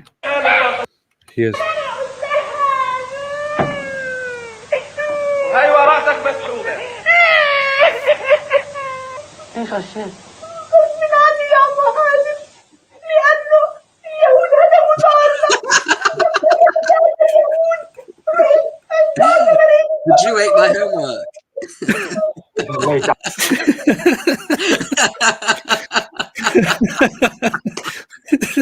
Is it? That's is the it oldest true? excuse in the book. The Jew ate my homework. Is it true that people can't do their homeworks because the Jews bombed their homes and they can't find their notebooks? What do you guys have to say for yourselves? Well, there's an old saying, he who lives in a glass house should not throw rocks. Huh. Literally. Interesting. All right. But it is true. What, it is true? Yeah, we did eat their homework. Oh, yeah.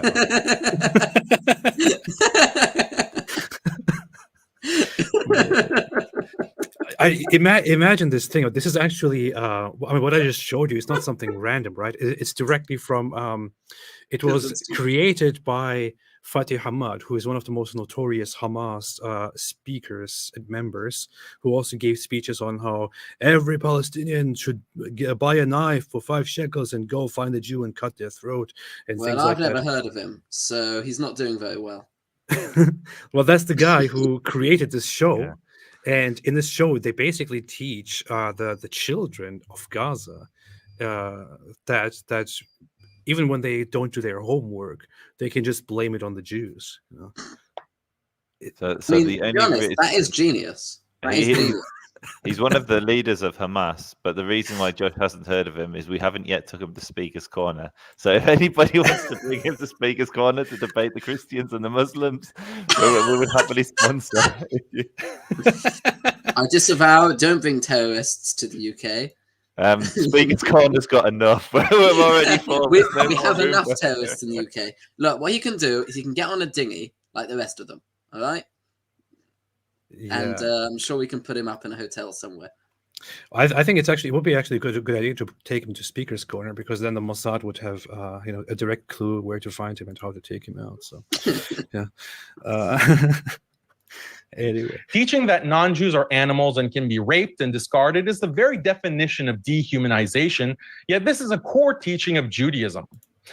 Now, moving on to the second category, Judaism. This is a core teaching of.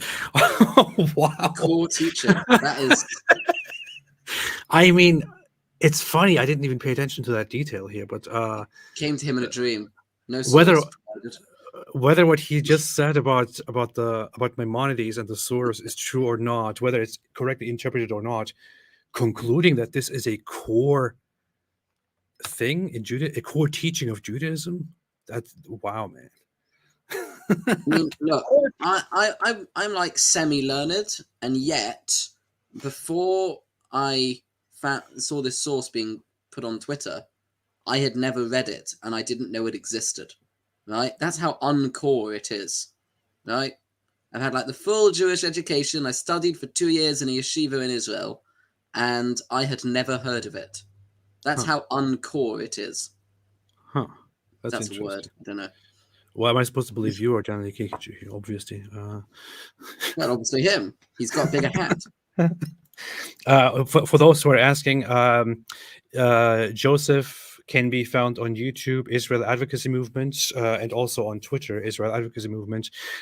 Josh, your YouTube channel is Jews at the Corner.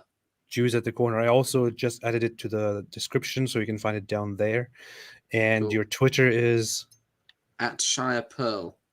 It's the I'll link it in the chat. Hold on. okay, fantastic. I'll link that in the description too. I'll add that all to the description. Okay. Teaching of Judaism.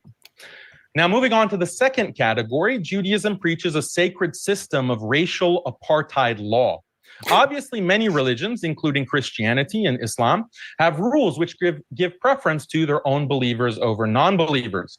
But Judaism takes this to an outrageous, almost comically evil degree. First of all, Judaism has a sacred command to kill all the world's idolaters and destroy all the world's religions. In the Mishnah Torah, Maimonides clearly... Wait, why didn't you guys tell me about this? This is serious hypocrisy. Like, oh my gosh, they have a rule to kill all the idolaters. Like, you're a Muslim. What are you talking about? Strike the neck of What the are you kuffar. talking about? What? There's a complete lack of self-awareness here. Like, if it was from a Hindu, I could understand, but you're literally a Muslim. What is your problem? Yeah, for those who missed it, I also brought it up in the Quran, chapter 9, verse 29. It literally instructs Muslims to. It says, "Fight those who do not believe in Allah and His Messenger and adopt the true faith, Islam. Fight them until they give the jizya willingly while they are humbled." And so this is then explained as Sagirun. basically fight and kill everyone who is not a Muslim, subjugate them, and turn them into your subjects, make them pay you protection money. If they don't accept that, kill them or enslave them. That's basically it. And Muhammad is also believed authentically to have said, "I have been sent to fight the people until they testify that there is no God but Allah and I am His messenger." So it's very, very interesting for Daniel to bring this up out of everything against Literally the throwing Jews. rocks from a greenhouse. Yeah. But so coming to the fact that Judaism teaches racial superiority and commands the killing of everyone who is an idolater, so who is a non-Jew, what do you have to say for yourself, Josh? Well, even if we go into like the full-on like death penalty mode in Judaism when this is Sanhedrin, there's no reason to say that this is something that applies specifically to idolatrous non-Jews. Right? Idolatrous Jews are also chayav misa. They're also liable to be executed. Right? Mm-hmm. So to say this is racism, no, it's an idolatricism, which you have as well. Right? So that's when there's a Sanhedrin. And when there's no Sanhedrin, there's no death penalty, in which case we can't kill any idolaters. Not the Jewish idolaters and not the non-Jewish idolaters. So again, he's talking utter nonsense. Is this one why it brings Avodah Kochavim 10:1? Because if it is, it's not talking about idolaters. He doesn't even bring a source. In one of them he does. In one of them he does. Oh no, it is. It's 10:1. And that's if you click on that, it's not even saying that. It's so if you click on the Hebrew, so if you click on the link, Shiva Amamin, the 7 nations. Yeah, bad translation. This. So the 7 nations are the Canaanites, and the Canaanites were sacrificing their children. They were like in the biblical narrative, they were the epitome of evil, and we weren't allowed to enter covenants with them because they literally sacrificed children to their false gods. But this is a biblical commandment dealing with 7 nations that don't exist today. It's got nothing to do with idolaters. Stam. It's talking it's talking explicitly about these 7 nations, the Canaanites. This is very funny because I have encountered this in the past several times in Christian apologetics, where critics of Christianity, such as in atheists or Muslims in this case, would reference this and point out that the Bible and that Christianity is violent and intolerant as well. Where then Christians would deal with this and talk about how this is talking about the what you specifically just described, certain people engaging in behaviors that are completely unacceptable, whereas where then the Jews were commanded not to engage in any peace with those who sacrifice children, for example. It's very interesting that Daniel would actually bring this out of everything as reasoning to argue that Jews have a racial superiority idea where they are supposed to kill all the idolaters. I don't even understand. I can't even wrap my head around his justification, his reasoning here, which makes no sense. What drove him to this madness? If you continue reading as well, it goes on to say you can't kill them. It goes on to say you can't save them. So if one of these child murderers is like fallen down a pit, you shouldn't get them out because they'll go out and kill people. But you can't push them into the pit either. You can't take away their life. Yeah. It's the main thing to focus with this is not applicable today. And so what I find interesting is you'll get people. Daniel's probably not one of those people. I was going to say many of those that do dawah, many Muslims, will excuse away versus like strike the neck of kafar and contextualize it to certain historical battles. This is explicitly, there's no ambiguity here. It literally said these 7 nations. Not one of these 7 nations exists today. They're all extinct. They don't exist. This is not a law which is relevant. It's one of the things that Josh was saying before. One of the reasons people respect the Rambam is he includes all of the laws. Doesn't matter how complicated, how impossible they are to be carried out. He will describe what the actual Talmudic conclusion is, or at least what he believes the Talmudic conclusion to be for everything. So here's an example: like this law won't appear in other codifications of law because nobody goes to the trouble of writing down laws that can never be carried out. There are no Canaanite nations, so this law is not applicable today. How dare you say that? I have heard that the Palestinians are actual Canaanites. So. Yeah, they're not. I've just noticed something very strange. Where you are right now, so if you see on the side, it says translations, and there's a number 4 next to it on the page there. Translate, yes. On the side. So if you click on that, so it's very strange because I just went onto it myself without clicking on his link. Now his link is specifically to this particular translation. But the main translation on the Faria website that comes out straight away is the Simon Glaser one, right over there, where it actually translates Sheva Amamin correctly as the 7 Canaanite nations. I think he's deliberately gone to a different translation in order to make it look worse than it is. Wow. That's when I just went on it just regularly from the Faria website instead of clicking on his link, that's what I got. He's so sneaky. He's such a Canaanite. Wow. The thing is, I'm not actually shocked. I'm just saying wow because it turns out again that he's doing that. But the thing is, I actually disagree that this is his doing. What I actually think is that he didn't even bother looking these things up. It is just somebody who, somebody in his fan base or somebody who works on his website or something like that, sending him a specific translation of this as a link and him then using it. Because that's, to be honest, Daniel Haqiqatjou doesn't really read much. I'm not even joking. I know it sounds like an insult, but I'm not even joking. What are you talking about? His entire speech on your thing was completely scripted. That's why he didn't and ah a single time in his introductory speech. He was literally reading off a screen. That's literally what he was doing. I know. He didn't and ah a single time. He went straight on. Like, who does he think he is? Ben Shapiro? Come on. Obviously, this is all scripted. Let me show you So something. yes, he can read, but only what he's written. Joseph has probably seen Now, this already, but let me show you this here, Josh.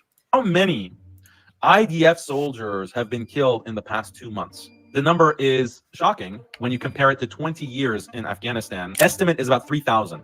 3,000 IDF soldiers have been killed. Wait, go back. What did that article say? Look at this. Can you read the article? Can you read from the sentence here, The Josh? Can you see IDF that? estimated that on the eve of the war, Hamas had 30,000 operatives inside the Gaza Strip, divided into 5 brigades, 24 battalions, and approximately 140 companies, according to a November 14th statement. The number of Hamas fighters killed is difficult to determine, but the IDF said up to 3,000 met their end.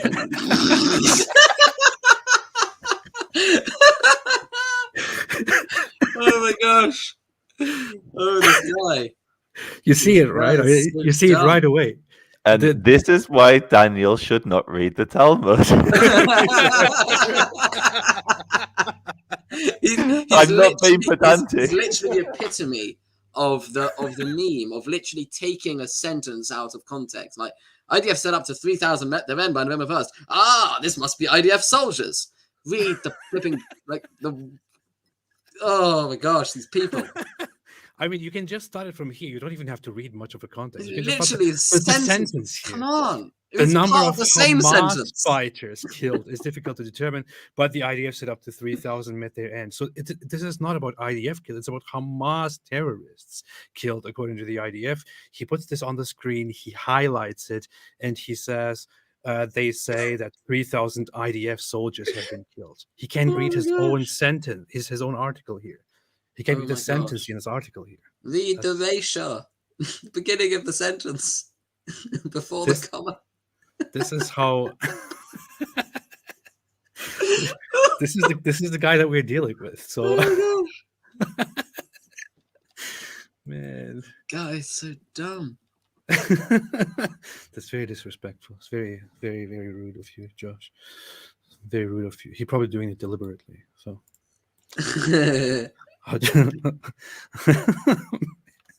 this If I remember correctly now, the rest of his sources are all secondary sources. It's all like such and such said such and such about such and such. But from memory, he doesn't bring any more primary sources, I think. That's funny. That's funny. Let me go into a few super chats here. Rebecca Borg said, "AP, I think you'd be interested in the Arab Muslim history of Malta. They conquered it from the Romans in 835 and lost it to the Normans in 1901. What email may I send some info to?" I actually have. I did study quite some of the history of Malta, but still can have more if need be. You can send it to. The Normans didn't exist in 1901. Yeah, you can send it to ap@apostateprophet.com. No, it's meant to say. It's meant to say here. Part 2. I meant. I meant 1091. They lost Malta to the Normans in 1091. Hopefully, many more people that donate will make typos and then have to correct the typo with another donation. I don't know if Daniel Haqiqatjou was one of our donors. He would just actually he wouldn't correct himself at all. He would just type nonsense. That's pretty much what he would do. So ap@apostateprophet.com. That's where you can send it. I am familiar with the history of Malta because of the history of the Ottoman Empire. But yeah, always open to it. Nicholas Turcotte said, "Where's the Jews' apology for murdering Farfour?" Do you guys have anything to say? He was a mouse. He was eating all my cheese. That's why I killed him. Thank you. He's now hiding with the other rats in the tunnels of Gaza. Kasparov 123 said. Jokes already, Joseph. Kasparov said, "Question: do Jews still believe waiting for a Messiah? How he is described? Can a Messiah be different than the true and equality? What? Than the true and equality? Yes. Of course, we're waiting for the Messiah. That's why we're still Jews." You heard it. You heard it right here. Amitai Sushals made a super shekels and said, "Pro tip from your Mossad employer: to make a kosher cheeseburger, add beacon to it. The negatives cancel each other." Oh, I didn't know that. Huh. Interesting. No. I have to talk with them about this. So No, Josh that's says definitely not Mishnah Torah. no. That's It's Mossad Torah. it's from the Minchas Pinchas, the Hodges Todges. St. Miles said, "Great show, AP, but Show on call. up, We'll listen to you bro. later." Thank you, St. Miles, for everything you do. Continue, keep going. Thank you. Ari also said, Pikachu must be a utilitarian since he assumes that Allah is a form of collective morality and projects Islamic wonderfulness onto Jews. Who's Alan?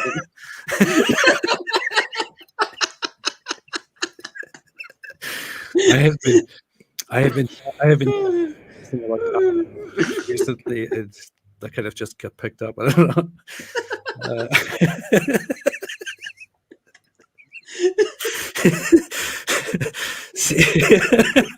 CG said, "Keep up the good work, AP." Thank you. I appreciate it. C. Chapman, thank you for inviting rabbis to help educate and fight mostly Jew hatred. New viewer from a couple of weeks. Thank you. Thank you. Appreciate it very much. Thank you, by the way, dear Rabbi Joseph and Rabbi Josh, for being here. Not rabbis, but Okay, just want to see a reaction. You guys are well studied in the matter, though, aren't you? Especially Josh, I would say. No, I I'll tell you, actually, on one of the interpretation I gave earlier of the Rambam, I actually went to one of the more senior rabbis in Hendon and asked him if it's right. He said it's right. So I don't come to these myself. I go and ask the rabbis and see if these are the correct interpretations or not. He's just trying to appear humble here. It's obviously much better than they make it look like. Stop Scabbing Man said, Daniel H. Pikachu certainly is shocking. That's true. That's true. That's Pikachu's power. Arya Wasaman, it's adorable that everyone in the chat on the live about defending Judaism from degenerate Islamic attacks is insulting Jews and demanding that they convert to another religion. Well. Such is the way of the world. Uzair Jibril said, do you think if Daniel watches this video, he'll be less scared of Judaism or stick to his anti-Semitic tendencies? He will probably get even further. And he's probably watching right now. He admitted to me during the debate that he watches our live streams. So hello, Daniel. Hello, Daniel. Please debate me. I will destroy you. God is a DM said, would Allah be a good big for a D&D campaign? I don't know about Dungeons and Dragons. I guess that's what this is referring to. Haqiqatjou says... That's an amazing PFP. That's amazing. Says Shalom and... Atonement upon you. It's a bit of a strange thing to say. Nice. It actually, Robert Spencer recently started referring to him, to Daniel Haqiqatjou, as Haqiqatjou. So I don't know if you guys came independently to that, Joseph, but... I think someone mentioned it to me, so they probably got it from them, or they got it. I don't know. Yeah. Rachel said Haqiqatjou is probably the most disingenuous, vile ideologist, PDF ball bag I have ever come across. This is very rude. Keep going, AP. You're amazing. Thank you so much. I appreciate it. It's very, very rude, Rachel. Very, very rude. And I agree completely. Yeah. Joshua Woodland said AP was destroyed by Daniel Haqiqatjou, but TikTokatjou. Just kidding, AP1. Thank you. He actually used TikTok as a source, by the way, during the debate. So Prono22 sent some super shekels and said for the cult and because of the Jewish brother. What does it say in Hebrew here? I pretend I can't read Hebrew just so my cover is not blown. The eternal nation lives. Nice. Thank you so much, and thank you for contributing to the cult that I'm building here. ES1002 said, why does Allah say you say Ezra is the son of God? Because it's true. Everyone knows that Jews say Ezra is the son of Allah. And why do you guys deny this? Josh, Joseph, it's probably in Gad Shas. It's actually Quran. It's Josh, I don't know if you've ever heard of this, but the Quran actually makes a very interesting claim about which I Yeah. made a video, and I often Yeah, talk I know. about this because it says here the Jews say Ezra, or Ezra in is the son Arabic, of God. Uzair is Uzziah. the son of Allah. Yeah. Yeah, I know. And the Christians say the Messiah is the son of Allah. So when it talks about the Christians, it accurately represents what they believe, but it talks about the Jews and says Jews say Uzair is the son of Allah. And to this day, nobody has any idea what this is talking about. I came up with my own theory, and it's rubbish, but I don't mind sharing. So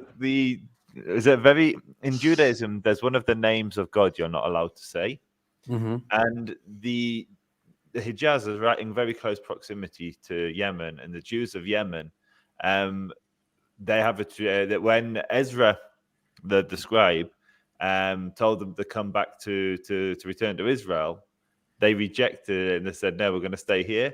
And they apparently, and I don't know how true this is, he cursed them. So as a consequence, they never called their children Ezra. And I wonder if there was some confusion there that the Jews of this region wouldn't call their children Ezra. And then as a consequence, some Muslims got confused and thought they were worshipping Ezra, because we also don't say the name Hashem. We say Hashem, but we don't say one of God's names. And so that's the only thing I've got which can come halfway to explaining this very, very weird ayah. So, as I said, it's not very good, but it's the best I've got. Yeah, it'll do. But Anything even by your anything explanation, rubbish. it would be, the conclusion would just be that the author of the Quran here misunderstood something and got something. He misunderstood many things, but each to their own. That's very Islamophobic of you. Shame on you. How dare you, Joseph? How dare you?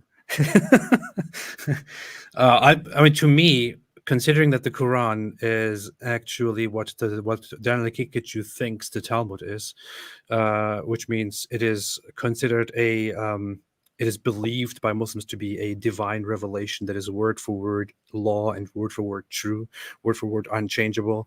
I would say that this is a big piece of evidence that the Quran does not come from a divine source, and that it actually comes from an ignorant source. But of course, this is only something that an Islamophobe like me would say. I wouldn't say that you guys agree on that.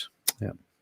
So my thing is, truthfully, I think that all religions can be taken to good and bad places by all followers of them. I know Muslims who base their lives on the Sunnah, and they do incredible acts of kindness and charity, and truly wholesome people, and they base that all on the teachings of Islam.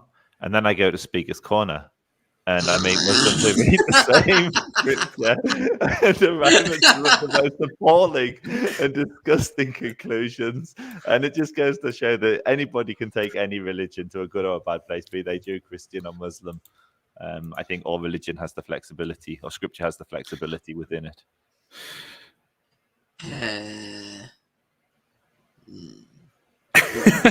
I'm not going to call out bad Jews on the live stream where we're fighting anti-Semitism.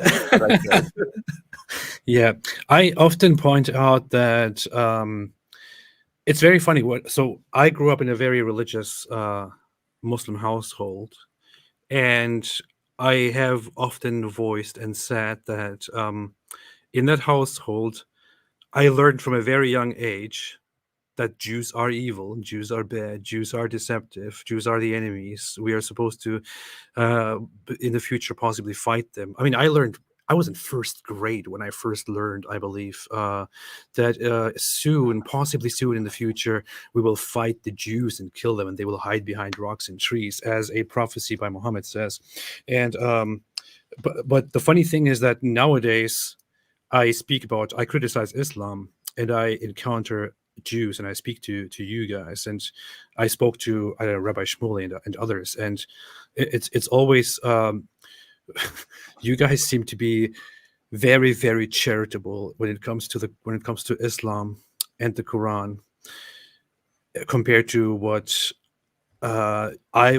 people would expect, or what I was told about Jews. Because I was always told, well, the Jews, they hate us, they want to kill us all, and all of that. And here you are giving so much the benefit of the doubt to Islam. Yeah, more so than I do. I think Joseph gives more of the benefits of the doubt than I do. Yeah, I think I can see that. I just don't think they could handle it. You know. yeah, I see that. I see that. This is one of the things I respect about Christianity, is that they've managed to grow up in the last few hundred years. They've stopped persecuting the people who disagree with them. I'm not going to finish the sentence, but that's just, they've managed to grow up. I would say it's not really possible in Islam, but that's just me. So, one thing I would add there, if you ask mine or Josh's ancestors 500 years ago, if they ever thought that Jews and Christians would get along, or if you were to tell them that the Christians would be the Jews' closest friend in the year 2024, they would look at you like you were insane, because back then Christians were ripping our flesh from our body as we were still alive. They were the most cruel and savage of people to live under. And yet today, they stand closer to the Jewish people than any other nation stands with us. And we may have theological differences, but they're probably our closest friend when you look at like America and the evangelical Christians there.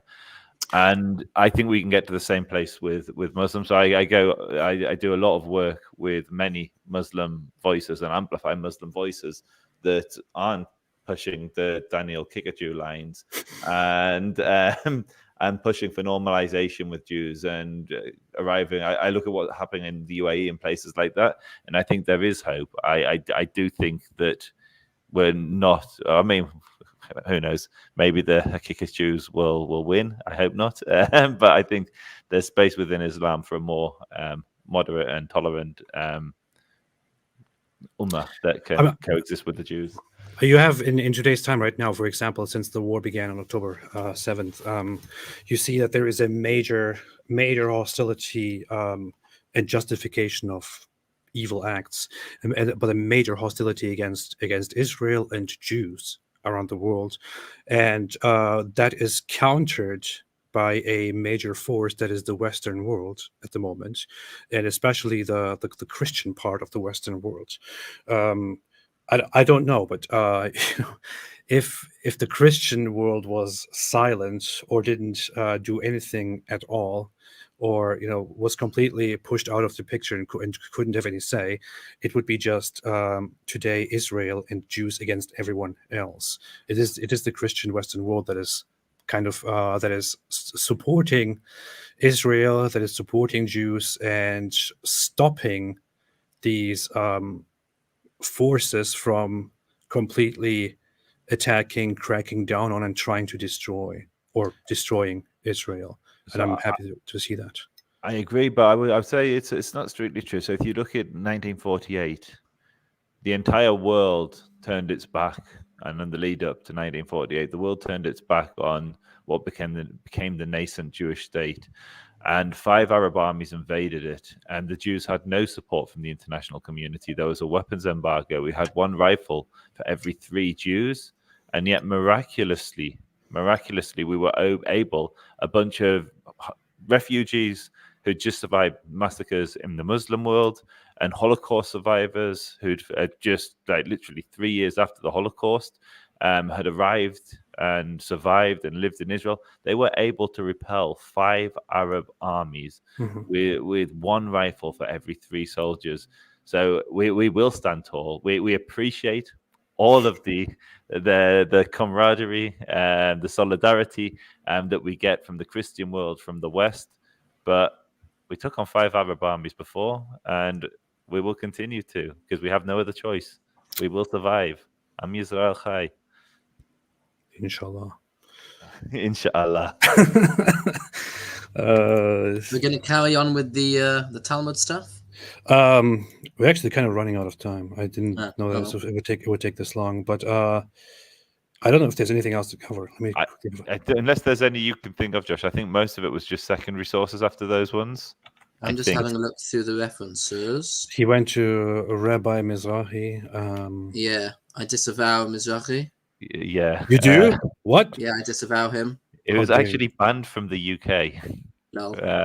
But Hey, I'm sure Daniel will find a lot of common ground with some of his views. I know very few religious Jews who respect him, just personally.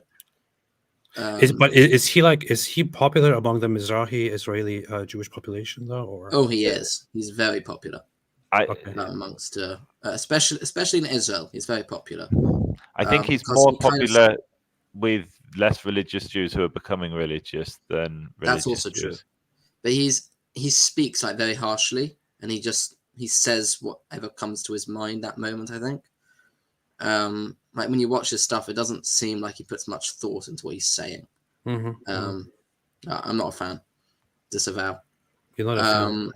So what he then brings up, okay, he just brings lots of stuff from Shahak. What is very funny is I was actually expecting him to bring something up during the debate. Yeah, these are just news sources. But during the debate, I expected him to bring up something that he posted on Twitter, which is he referenced one Jewish man that nobody has ever heard of, but that you guys might have heard of. I forgot his name, but he is he had his own political party, I think, and he was the only member. But he had this whole idea of saying Mecca is actually part of Jewish history, therefore we should invade and take over Mecca, or something. I forgot his name, but it's this very sounds weird to me. Khayba, ya Muslim, ya al-Musa. Oy. What Joseph just did there is Muslims will often say Khaybar ya Yahud, where they will where they will say we Muslims beat you, or Muhammad's armies beat you in Khaybar, which most and now we're Jews gonna kill you again, and we will kill you again. That's basically what they do, and that's a nice spin on that. Yeah. Well, what do you guys? No, but we only hate the Zionists. Yeah, only the Zionists. Only the Zionists. And then they post about Hitler and think one day everyone will understand that Hitler was right. And by the way, we only hate the Zionists. Neturei Carter, please be our friends, please. Neturei Carter are the true Torah Jews, not like you Talmud following Jews. Yeah, because they believe in the 3 oaths. Can you imagine? I mean, don't you know that's not a Talmudic thing at all? No. It's so funny. It's so ignorant. It's hilarious. They will take Neturei Carta and even other Jewish movements that are anti-Zionist, and they're like, look, these people, they have a heart. They are real Jews. They don't follow the evil Talmudic stuff. Which is like, do you guys know anything at all? Or they will say go after Ashkenazi Jews.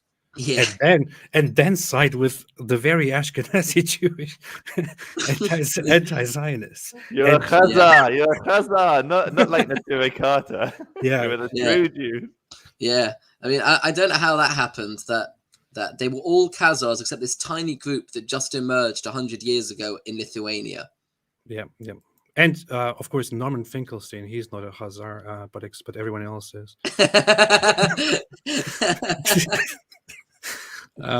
Stop Scanning Man said, given Daniel's interest in Jewish history, this may interest, as well as the Gospel of Thomas claiming before the Quran that Jesus spoke as a baby. So did the Book of Enoch. Only in this, it was Noah. Yeah, I went into the history of how Islam takes Jesus the same way that it takes Jewish beliefs and completely distorts them without understanding what's happening.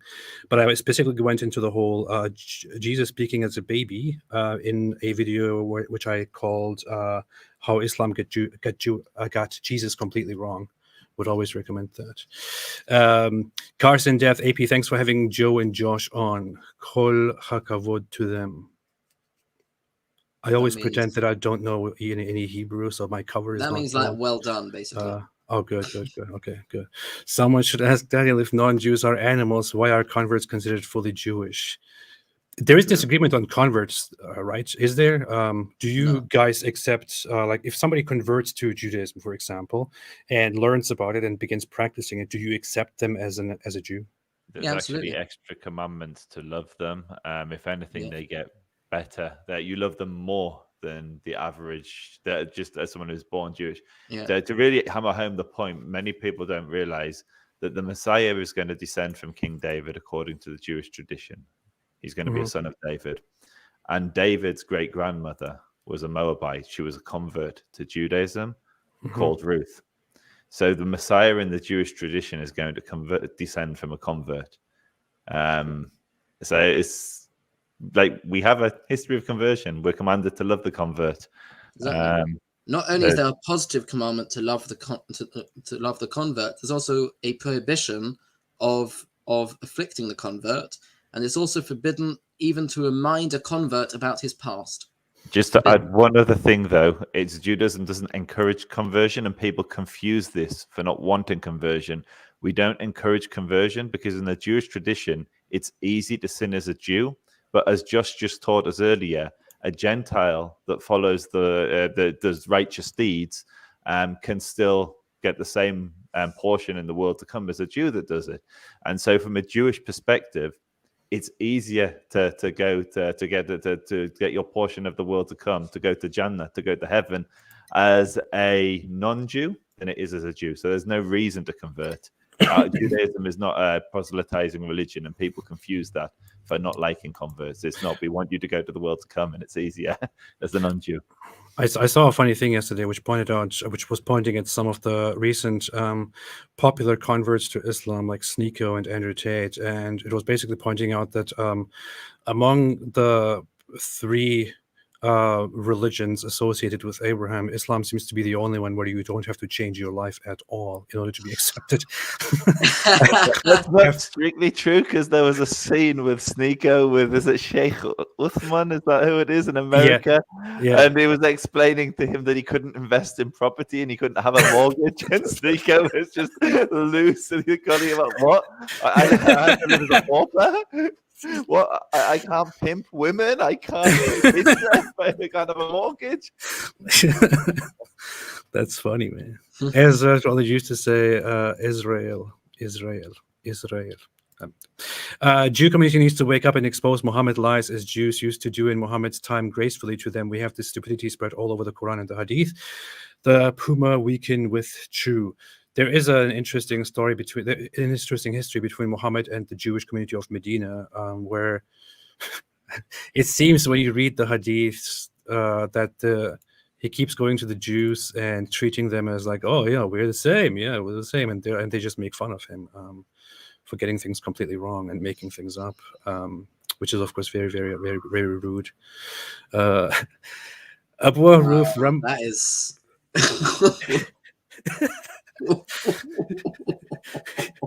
Rambo was living in an Islamic state that allows per Quran pimping 3-year-old girls. He has seen what Mohammedans were doing and had to address it. Wow. Slavic Chile said Old Testament emphasizes that God chose the Israelites not for their inherent superiority over others, but due to his promise to their ancestors and to make them a light to the nations. Deuteronomy 7:8, Isaiah 49:6. What's funny is I agree with that. Yeah.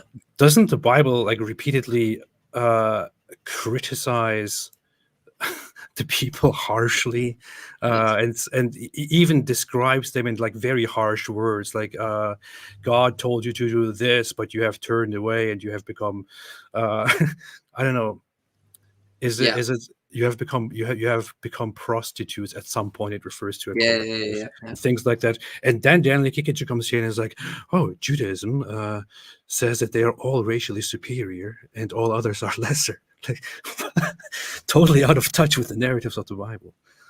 Yeah. You'll say if Torah law bestiality is punishable, capital punishment for all parties involved if consent within the law obviously not feasible. I'm starting to think you are paid by the Israeli government. Yes. This is a lot of shekels. I'm just saying. I don't have that many shekels. The meme is true.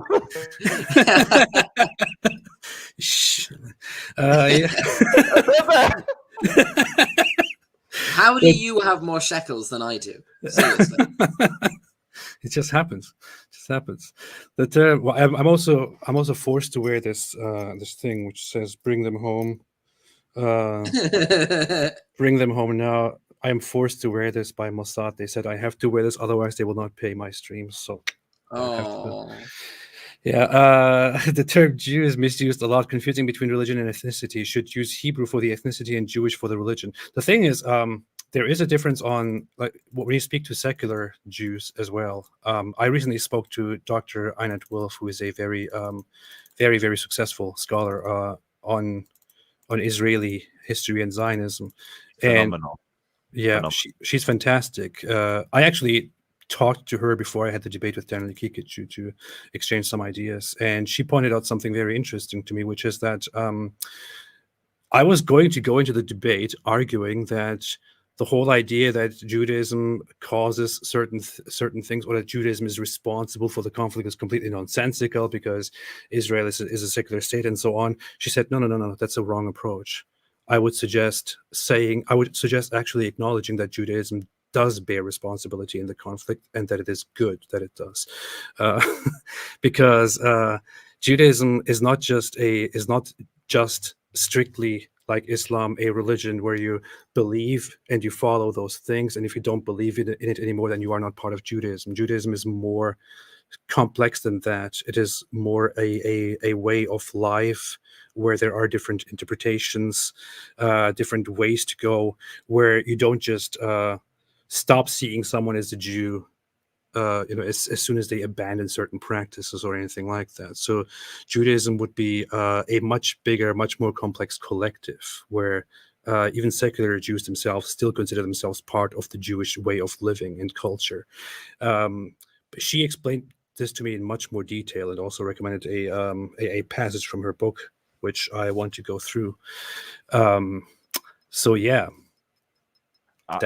She's one of my heroes, but I don't agree with her religious takes. Definitions of Judaism, but she is genuinely one of the best and finest minds that we have. So I'm not going to contradict anything she said. She is fantastic. If I can weigh in on this one about she's fantastic. Like, broader question of like what is a Jew? The way I would define it is anyone who is obligated to keep Jewish law according to Jewish law. I think that's the only way you can do it without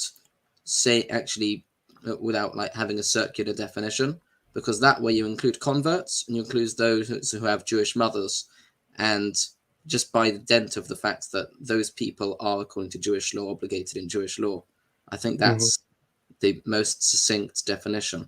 And then for the anti-Semites, like the Jew haters, it doesn't actually mean anything to them, because they don't believe in Jewish law anyway as a binding force in reality.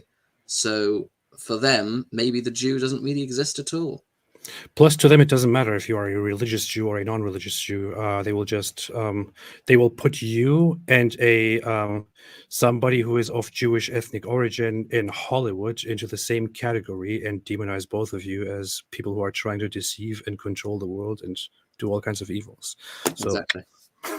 Yeah. Which is rich coming from them. Yeah. Thus, there can be a Hebrew atheist, and in principle, following Judaism doesn't make one Hebrew. Farfour said, "You are the ones that bombed my home." Again, brilliant profile picture. Notice said, "What is Judaism's stance on strap-on pleasure?" What the? I'm just glad that's not shekels. That Daniel loves so much, and if they are allowed, can you place them on the leather strap? What's funny is this is a direct reference to when Daniel Haqiqatjou had a debate with Matt Dillahunt. His whole entire opening speech was about some pleasure machine that you strap on, and then it makes you live your whole life just in pleasure. And that was his whole criticism of atheism in a secular society. It was just so bizarre that everyone was like, "What are you talking about?" What is it with these Dawa? They're such like the Dalgandas, they're such degenerates. Mohammed Hijab, like Daniel Haqiqatjou. I know, it's very, very, very funny. Sard said the Rambam has the 13 principles of Jewish faith, and that is not in it. I have to go quickly. I have to pick up my kid.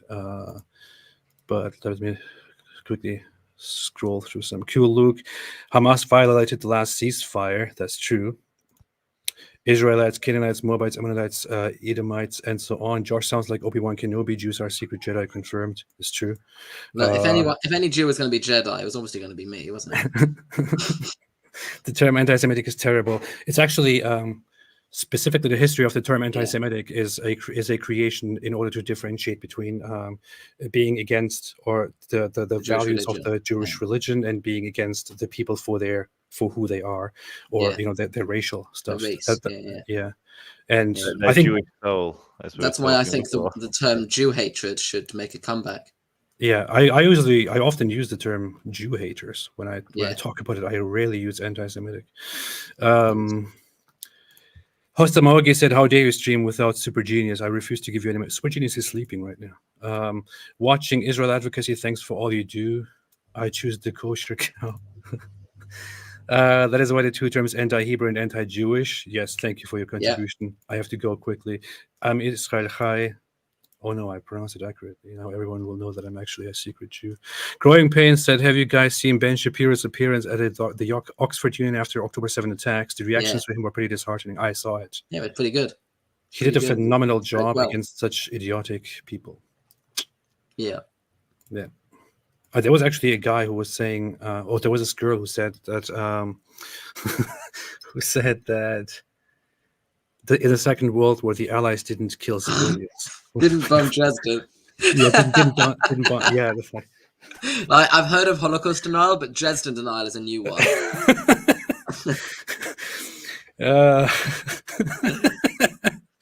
Thanks, guys. Thank you, Libel. Thank you, Hunting Shark. Excellent work. Thank you, Farfour. Thank you, Farfour. Hope to see that you're healthy soon after all the bombs. Rachel, Islam are the dementors of the West. It's very rude. Thank you, Rachel. No Dogma. Hypothetically, if Jews became majority population, would it then be mandatory to attack and destroy those who worship idols? No, it's nothing to do with majority. It's to do with having a Sanhedrin. And we can't have a Sanhedrin because we don't have a temple. And we can't have a temple because we don't have the Messiah, which you don't believe is coming. So it's irrelevant. I will show you something in a bit. The war Israel fought is literally like David versus Goliath in modern times. We as a nation outlasted vast empires, yet they all fell. Jihadis will go the same way as the Dodo and Nazi and be a pathetic footnote in history. The Nazis are really making a big comeback with the things right now, with the Islamists on Twitter right now. So I didn't hear that one before. The Nazis are making a comeback. Common Kerr, is it fair to describe the Talmud as an ancient Reddit board? No. No, it's not. maybe if Reddit was consisting of write a bunch of weird stuff on there. I don't know. And from where you can actually derive laws. But I guess I see where they're coming from. Ezra is the son of Alan. Oh, it was a spelling mistake in the Quran. Yeah. Libel, yes, us Christians. I have to go. Josh, Christians are not commanded to fight the Jews. That is the big difference between Christians and Muslims. Alhamdulillah. Brian Smutti said, "Hey, IP, please read books by MIT physicists. I will note those down. We'll have a look at all of it." Hunting Shark, thank you. Same thing. Thank you again very much. I appreciate it. I just want to conclude with one thing here. Josh, have you heard of the Talmudic tunnels? Oh, yeah, of course. We're currently tunneling under Speaker's Corner. I don't know if you've seen it, but Daniel actually argued that those tunnels in New York were Talmudic tunnels through which which Jews are planning on doing evil practices. And when I said, "You are completely insane, like where does this come from?" He then said, "Well, can you prove that it's not true?" So that was his reasoning. This is the level of intellect that we're dealing with. Yeah. This is big brain moment. Yeah. Ja'al said, "I love the live today and the explanations of the rabbis." Thank you, rabbis, to expose the evil lies from Daniel. Long live Israel. Inshallah. Thank you. Thank you, rabbis, for joining me today for all of these It's our pleasure, Rabbi. It's our pleasure, Rabbi. I'm an Israeli atheist Jew, and I've never heard about that Mizrahi. Well. Isn't it true, by the way? Just a final question. Isn't it true that that even in Israel, the Mizrahi population is much more pro-Israel on average than the than the Ashkenazi population, among whom secularism is much bigger than among Mizrahi Jews? Probably. What did you? I just want to understand what the question. Mizrahim, like Middle Eastern Jews in Israel, are more what? More pro-Israel. More pro-Israel. Probably true, yeah. I'd imagine so. Yeah. Yeah, I yeah. don't know the same statistics. Because they've got less leftists and less well Satmars and Mhm. to encounter obviously Yeah. those kind of sects. So by percentages for sure, and yeah. And lots of the anti-Zionism actually comes from Ashkenazi Jewish groups. It says Chazas. It says So it's very funny that they always go after the Ashkenazi Jews, like they're not real Jews, when they will get the most support out of that population. Yeah. It is so funny. How many gargot trees have you guys planted, by the way? How many what? How many gargot trees have you planted? Oh, the Garka trees. Yeah. I would, I really want to meet a talking tree one day. It's one of my dreams. One of the dreams I have. I just wish I could meet a talking tree. If I had a talking tree, I would tie my flying horse to it. Nice. I'll give it my magic carpet. That's good. That's good. So what I'm getting from here is that you guys are planting a bunch of gargot trees. That's basically the proof for it. Yeah. Okay. Good. Nice. Yeah. So it's a good day to plant trees. It's Tu B'Shvat. What is that? What is that? Oh, it's the Jewish festival of the trees. Oh. It was today. Oh. See, One of the minor festivals. This proves it's true. Hamas are nervous. Yeah. All right, guys. Thank you so much for joining. I really have to go. Already kind of late. Thanks everyone for listening. Thanks for joining in. Couldn't go through everything here, but we'll come back. And I will also be live tonight with David Wood to talk about a different neo-Nazi figure on Twitter named Jake Shields, who recently... Oh, him. He actually accepted to debate me, then he backed out of the debate. So I'm going to just... I really want to debate him. Yeah. I'll debate anyone, to be honest. Yeah. Joseph, Josh, thank you so much. Anything else you guys want to add before we leave? No, just it's a pleasure to be here. Thank you for hosting me. Thanks for the opportunity. It's been fun. It's been real. Yeah. Well, I just have to do it because I'm paid to do this. So yeah. Thank you, Mossad, for sponsoring today's event. Yeah. Today's live stream is sponsored by Mossad. All right. Thanks, everyone. Have a fantastic day. And as I always say, I speak in my name, not on behalf of Joseph here, who wants to be very diplomatic and peaceful. Stay away from Islam.